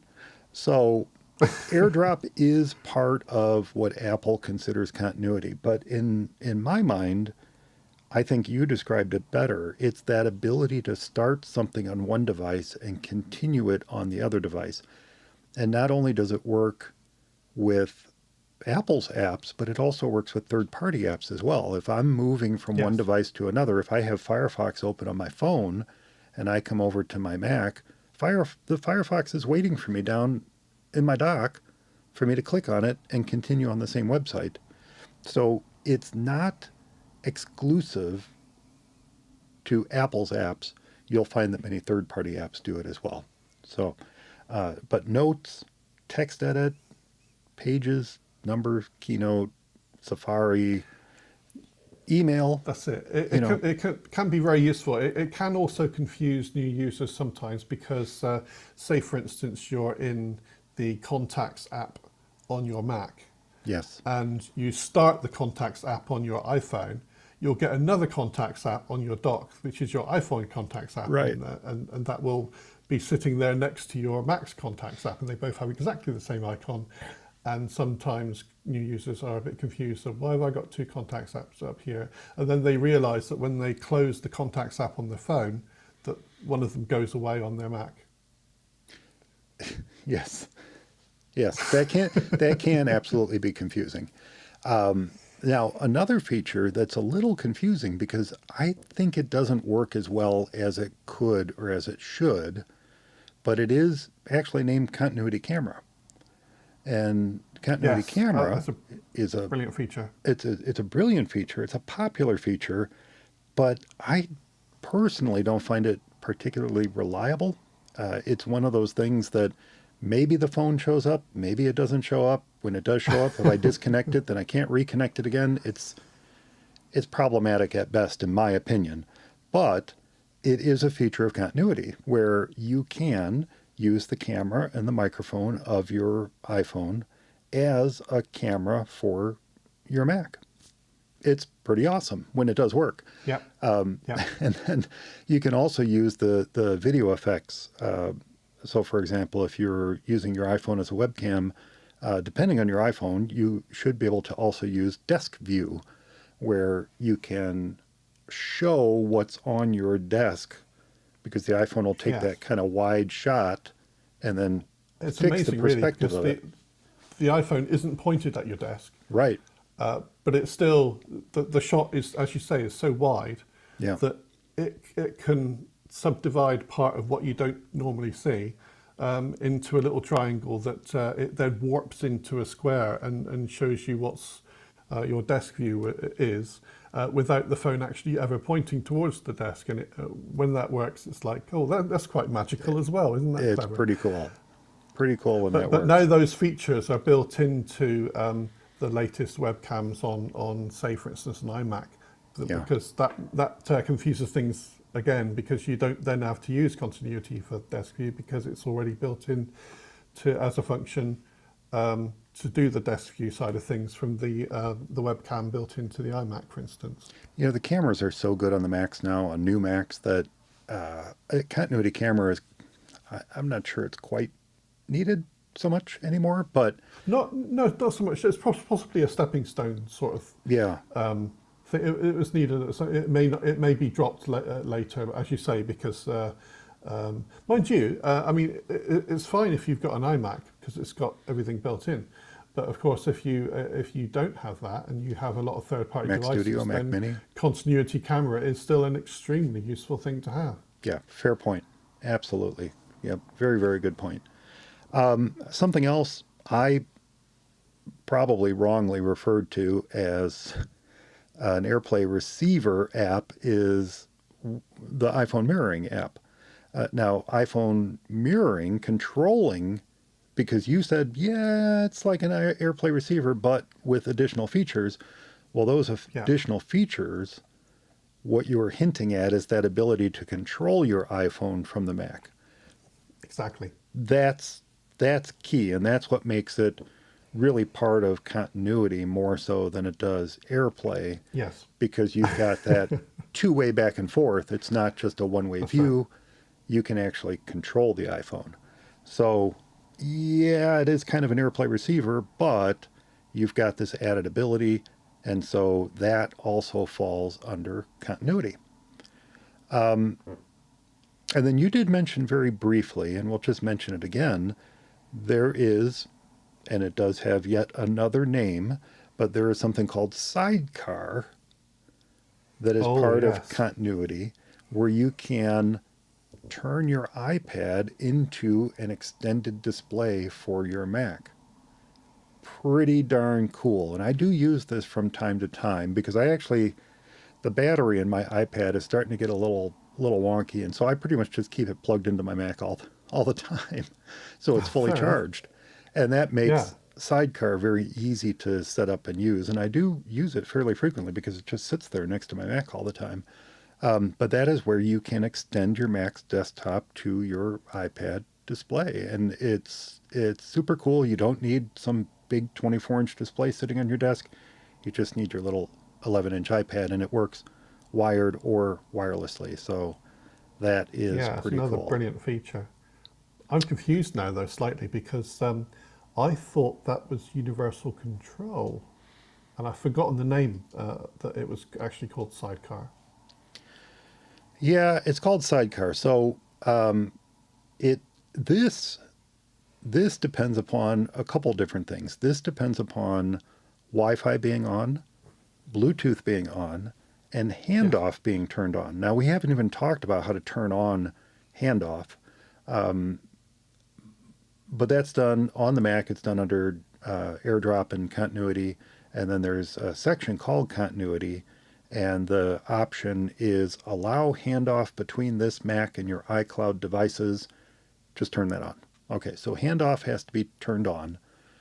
You have to be signed in to the same Apple account on both Yeah. devices. And again, because Bluetooth, you have to be within 30 feet of each other. Now, on the Mac, you do this on the Mac. So on the Mac, you click Displays, right? So you go into your system settings, you go into Yeah. Yeah. Displays, and you click plus. You click the plus to add a display.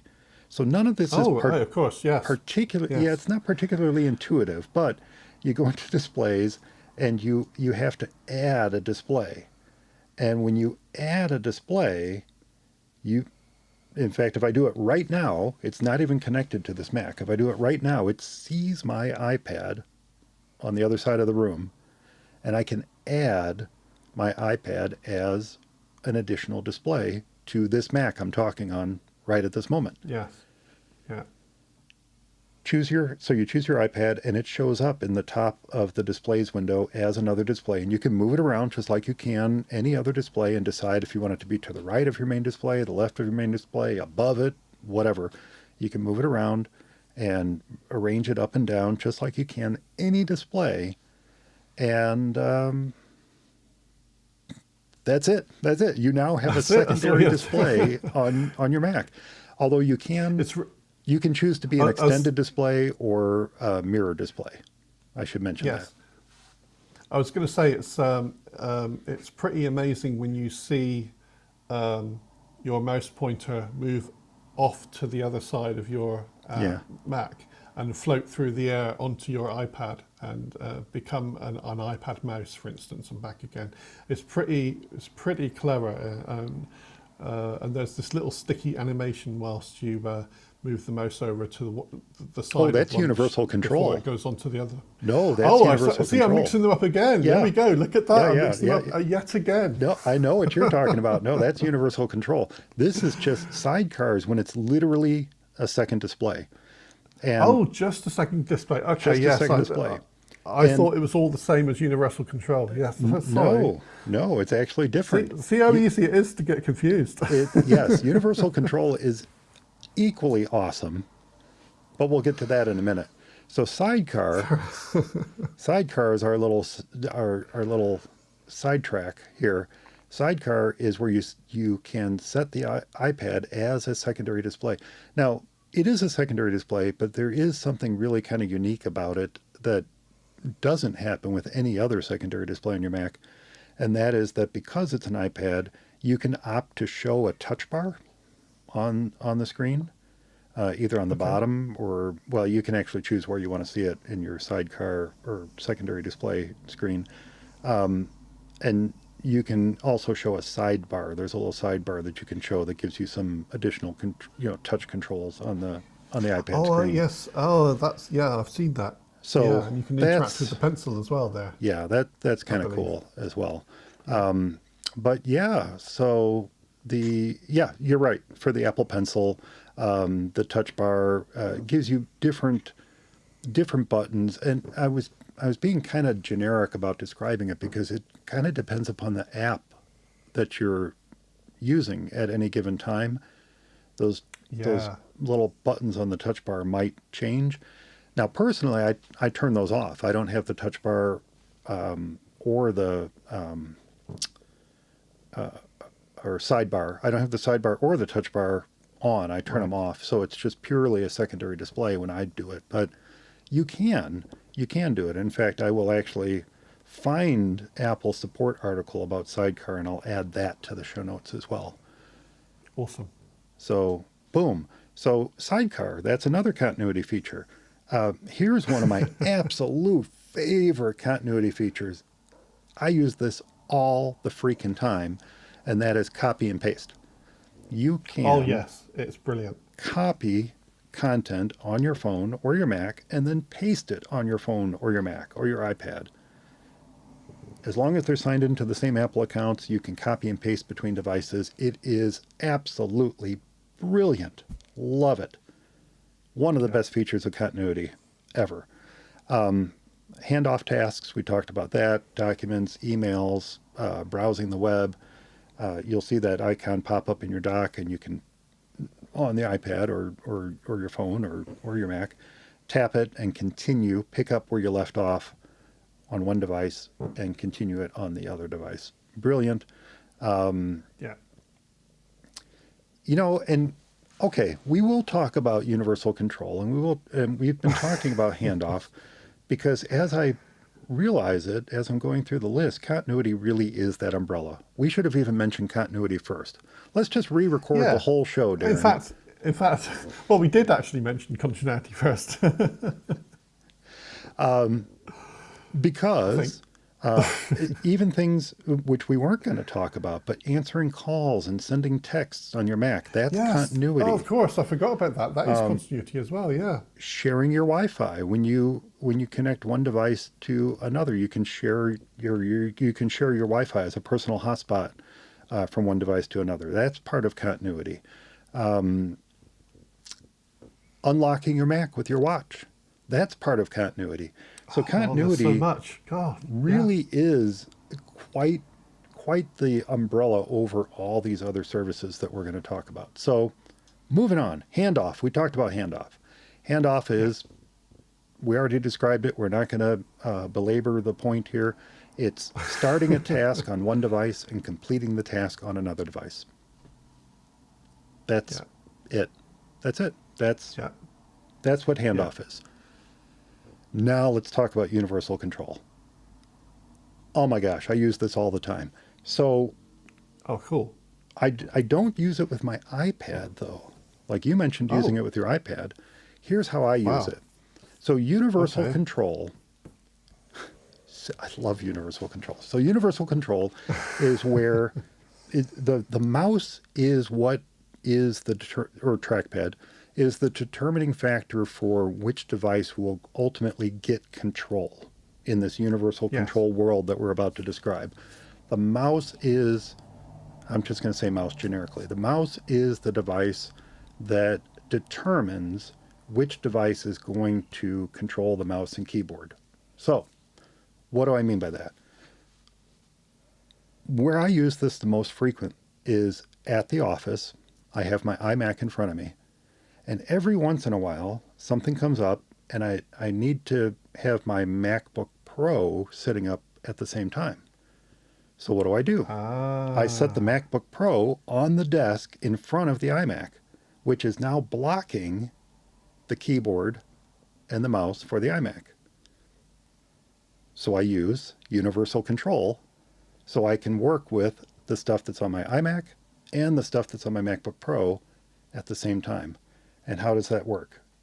While I'm sitting at the MacBook Pro, use the trackpad, and you move the cursor off to the edge of your screen, and you keep pushing, for want of a better way to describe it. You keep pushing, and you kind of described what happens perfectly earlier. What happens when you keep pushing that mouse cursor off the side of your screen?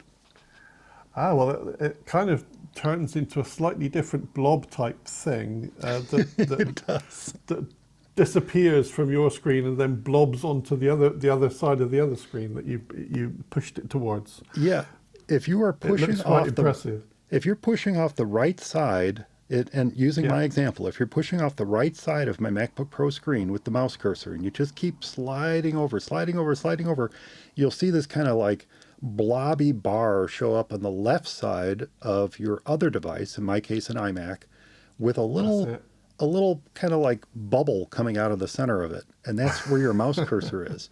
And you just keep going, and then the bubble like pops, and then your cursor is over on the other screen, but you're controlling the cursor on the other device with the trackpad. In my case, with the trackpad on the MacBook Pro, I'm controlling the cursor on the iMac. Guess what also you can control? The keyboard. So the keyboard and the mouse cursor are both controlled, in my case, by the MacBook Pro via universal control. I'm controlling what's happening on the iMac screen, cursor and keyboard. And then when I want to go back to the MacBook Pro, I just take the mouse cursor, and that little bubbly bar doesn't show up again. I just move it to the left, and it shows up on my MacBook Pro. And now the keyboard and mouse control what's happening on the MacBook Pro. Yeah. So it's once you do that initial pop, once you do that initial move over the cursor, you can freely move between devices and use just one keyboard, one mouse to control both devices.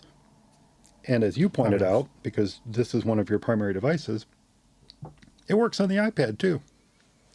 Absolutely, yeah. Well, that's just, not many of us have more than one Mac, so this is why my example was between my Mac and my iPad, because I only have one Mac. But then I forgot that it's a really, really good feature, especially if you have two Macs side by side. It's like you don't have to set anything clever up. In fact, there's loads of software out there to do something similar, and it's all baked into the operating system. So all you've got to do is push onto the other side, push through your pointer to the other system. Whichever system that pointer is on, that's the system that gains the focus of your keyboard and mouse. Yep. Requirements: your devices have to be awake. They have to be unlocked. That's pretty much it. You do need to be logged into the same Apple account on both devices. You can actually arrange your displays if you want to, which I think was some of the confusion you were having when we were talking about using the iPad as a secondary display. Well, that's kind of what you can do when you have universal control enabled as well. So there's a lot of different ways that you can control multiple devices from one. And this is one way. And setting up the iPad with Sidecar is, well, you're not really controlling the iPad at that point. You're just using it as a display. But still, it's a way to extend the functionality of your Mac. So, yeah, that is pretty darn cool. Fabulous. Now, as I said, I am going to link to all of the articles from Apple on not only using AirPlay, but AirDrop and name drop and continuity as that kind of umbrella. We're going to add a link to Sidecar, to Apple's article about Sidecar. I got to look that up. I took a note that I got to look up that article.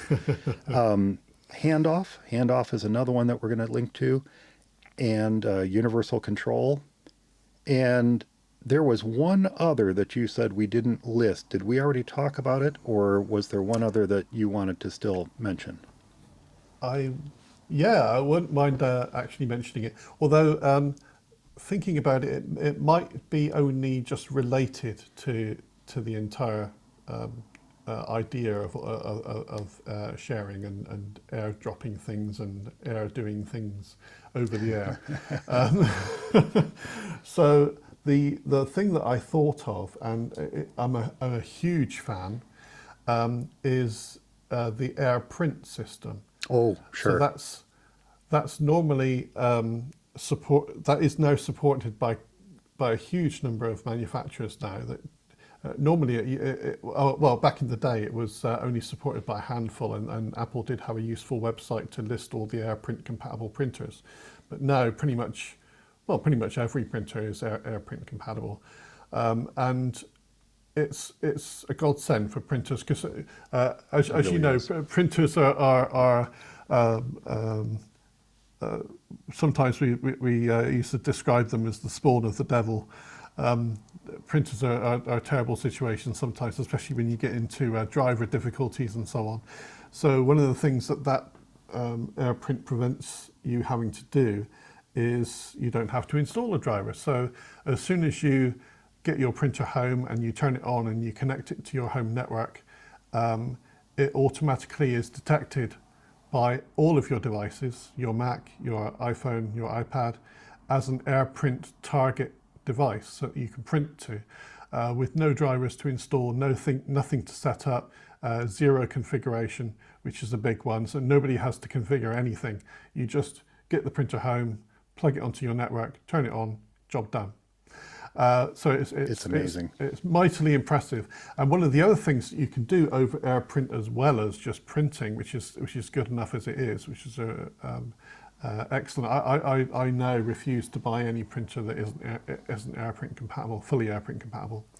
And one of the things that works over AirPrint as well, which may or may not be related to other airborne sharing abilities, is wireless scanning.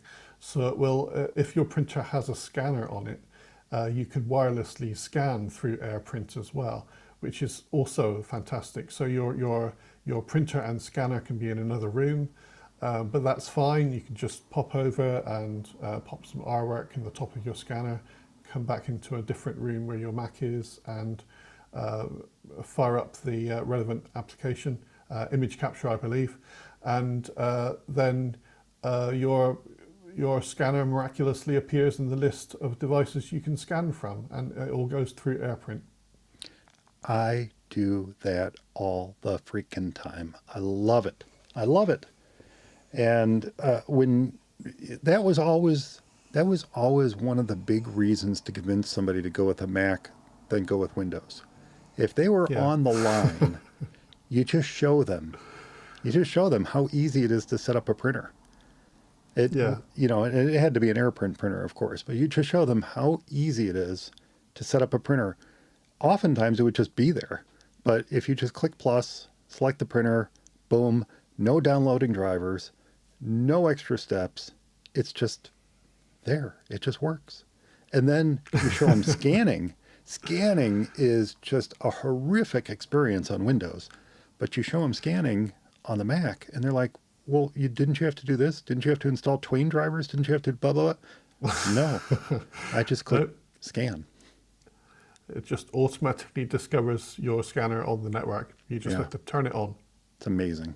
I love AirPrint. This is how computers are supposed to be. Now, this is going to be a teaser, Uh-oh. but there's one more thing we haven't talked about. And honestly, it could be a show in and of itself. But the reason I'm calling it a teaser is because the thing we haven't talked about is CarPlay. Now, Yes. CarPlay is what allows you to connect your iPhone to a vehicle's, what do they call it? Infotainment system. They're That's in it. Infotainment system. the dashboard, the dash computer of your car. Yes. If your vehicle supports it, and there are some that don't, but if your vehicle supports CarPlay, you can wirelessly or wired, depending on the vehicle, connect your iPhone to your car's infotainment system, and certain apps that are car-ish compatible, CarPlay compatible, will appear, like Apple Maps or the phone app or contacts or, things like that. They'll show up on your screen, and you effectively have kind of a ersatz iPad-ish like thing running on your dashboard by way of your phone. Super cool. It's somewhat simplified. It's not the full iPhone interface. It's a somewhat simplified interface. But like I said, maps, music, messages, phone, third-party apps like Google Maps, things like that, they all work through CarPlay. Now, the reason I said this is going to be a teaser is because, yes, we could talk about this for an entire episode, and maybe we'll have her on to talk about it at some point. But Kirsten Sia, one of the regular presenters at MacStock, is giving a talk on CarPlay, a 45-minute talk on CarPlay, and she had a very creative name. She calls it CarPlay Jumpstart. CarPlay Jumpstart is going to be her talk that she's giving at MacStock on Saturday, July 11th, afternoon. So if you're coming out to MacStock, be sure to sit in on Kirsten's talk. She knows her stuff. And when she said she wanted to do a talk on CarPlay, I said, oh, absolutely, Kirsten. That's going to be a fantastic talk. So that's why it's a teaser. Come out to MacStock and sit in on Kirsten's talk on CarPlay, because you're going to learn a ton. MacStockConference.com. Check it out. And if you don't happen to make it to MacStock, maybe we'll invite Kirsten onto the show to talk about CarPlay sometime later this year. I think that would be really fun. Fantastic. That sounds great. Of course, I don't own a car, but apart from that, it's brilliant. So I may not be able to contribute too much on the exact details, but it's very impressive. One of the things that when you connect your device to your car is it passes through your steering wheel buttons and so on as well. It does. So you can control your apps via the steering wheel, and also it maps through the audio system as well, and microphones, so that as you speak, you can speak to Siri, for instance, through your car, and when Siri responds, if Siri does respond to you, the response will come through your car speakers and so on. So that, there's a lot of nice integration with what you can do with CarPlay. It's sort of like the AirPlay continuity part added to your car. Yeah. And I will admit, as of recording today, I have yet to own a car with CarPlay. I do not have one. I've never had one. I've never used it in person. I'm excited to give it a try sometime, but more importantly, I'm excited to sit in on Kirsten's talk, because I want to learn as much about it as I can, because one of these days I am going to have a car with CarPlay, and I'm going to need to know how to use it. Or you could grab, that might be the impetus to persuade you to go out and get a new head conversion unit? kit. Yeah. Yeah, exactly. Yeah. That seems like a lot of work. Well, yeah, you can get someone else to fit it for you if you like. So with that said, check out Kirsten's talk at MacStock. She's going to be there Saturday afternoon, which would be July 11th. But come on out for the whole weekend, July 10th, 11th, and 12th, MacStockConference.com. We'll see you there. How do you use Apple's sharing technology? Or do you? Be sure to leave your thoughts in the comments of this week's show notes found at formaceyeesonly.com. Well, Darren, that brings us to this episode's quick tip. Do you have a quick tip you'd like to share, or would you like me to share the one I've prepared? I think you have a wonderful quick tip already prepared. Well, then, that brings us to this episode's For Mac Eyes Only quick tip. Last episode's tip, I told you how to quickly update the date and time of pictures in your photos library. Well, this episode's tip is about removing information from your photos that you really don't want others to have. Now, what I'm referring to is known as a picture's EXIF data. That's how I pronounce it, EXIF, EXIF data. And EXIF, if you care to know, actually stands for Exchangeable Image File Format. EXIF, EXIF.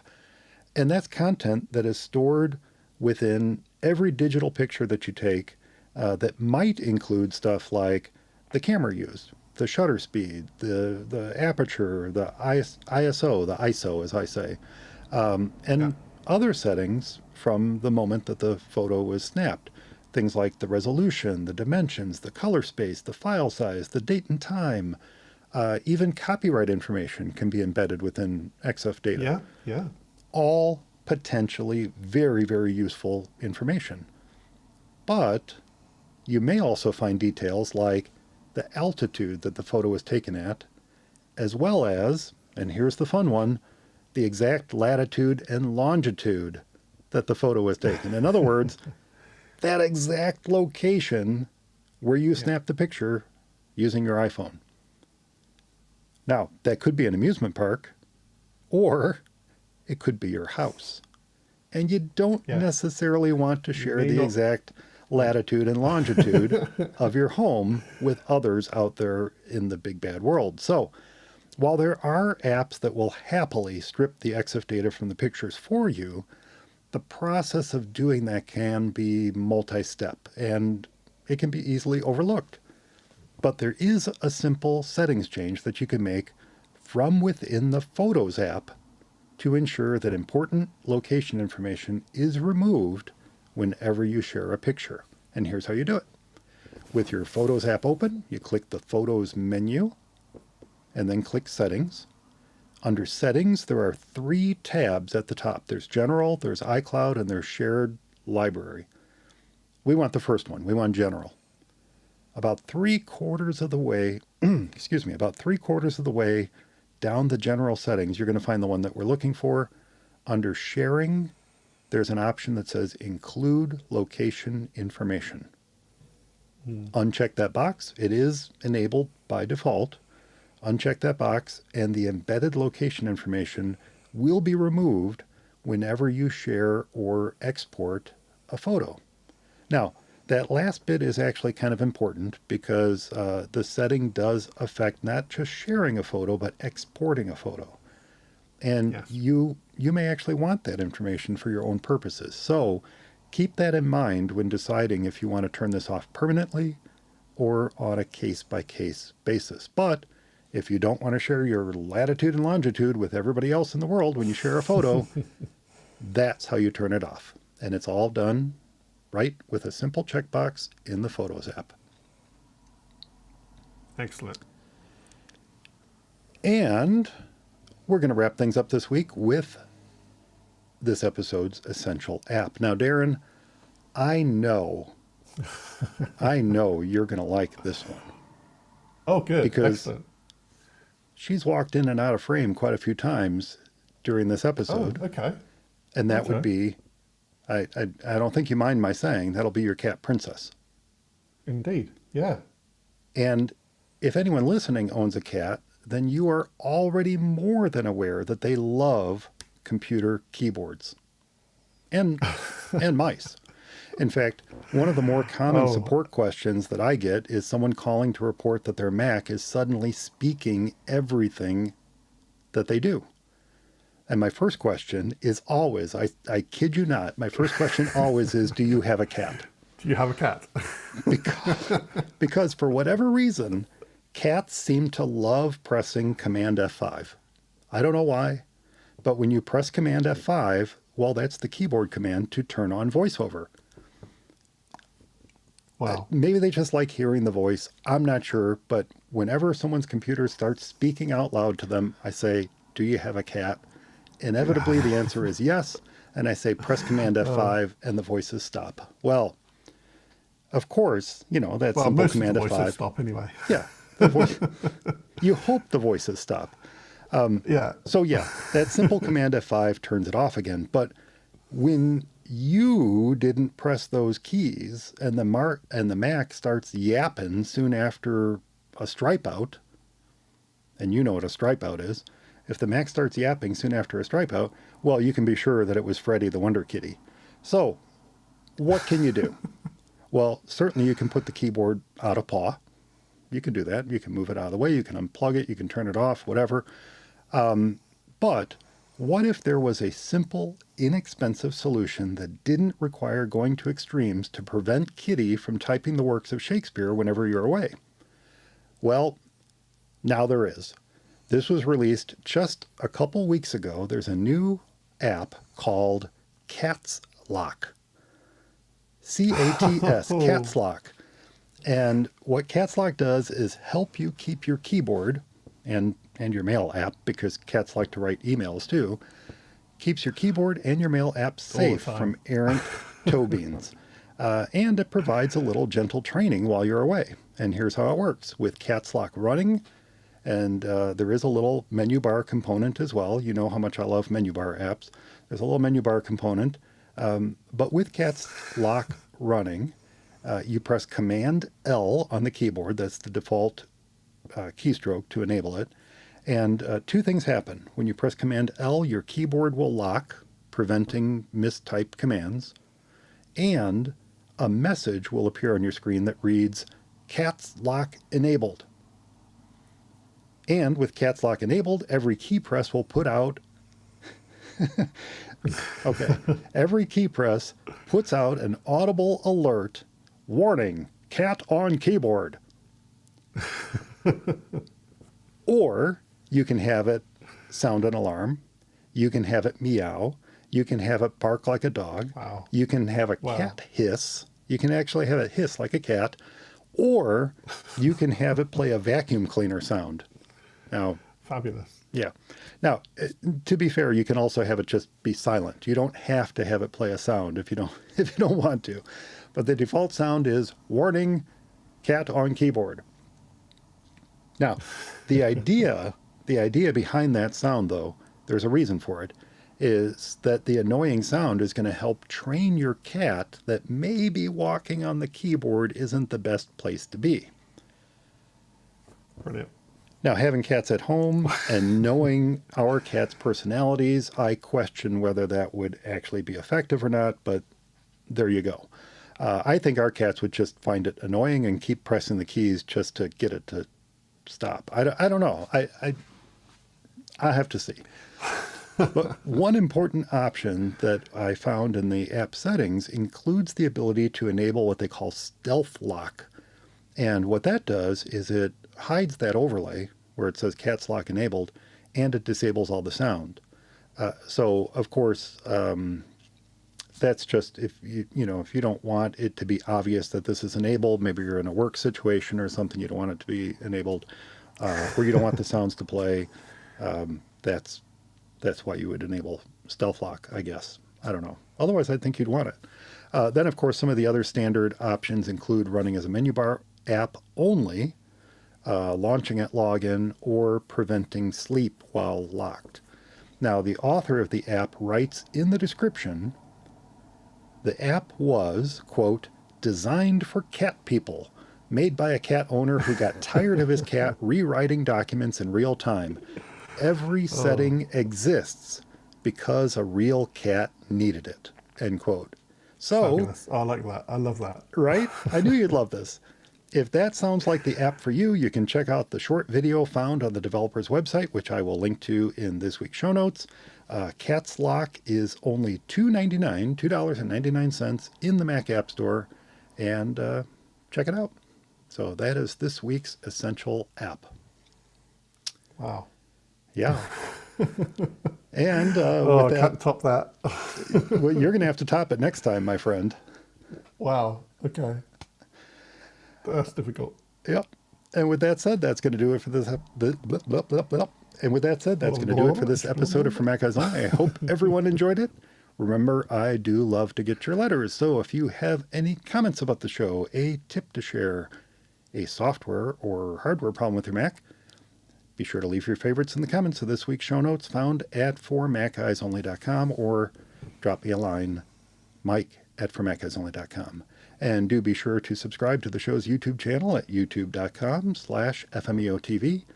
Click that little notification bell so you can find out when we are going live. You can join the chat room and catch all the behind-the-scenes stuff that doesn't make the final cut of the show. Hey, Darren, what's the best way for folks to get a hold of you? Yeah, if someone wants to send me a message, they can do so at darren@formaceyersonly.com. Awesome. Thanks so much for listening, everyone. Thanks to Darren for joining me this episode. Stay subscribed, and we'll talk to you next time. All right. There we go. That is a wrap on 474. We'll go ahead. I know there was at least, I don't know who it was. There was at least somebody watching there in the live stream. Yeah, I think it was probably Brian. One member audience. No. There's a couple people watching right now. Good to see all of you. We're going to say goodbye to the live stream. Thank you for joining us today. Hope you enjoyed the episode.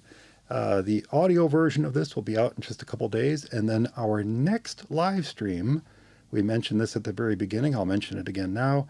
Our next live stream will actually be June 28th. We moved this up from the 14th to today because of some scheduling conflicts. So our next live stream will be June 28th. And then after that, because of MacStock, our next live stream after that will be July 26th. So there you go. Thanks for joining us, everyone. Stay subscribed. Like I said, when you click that little notification bell, you'll find out when we're going live. And we will see you next time. Bye, everyone. Cheerio. Be right with you, Darren.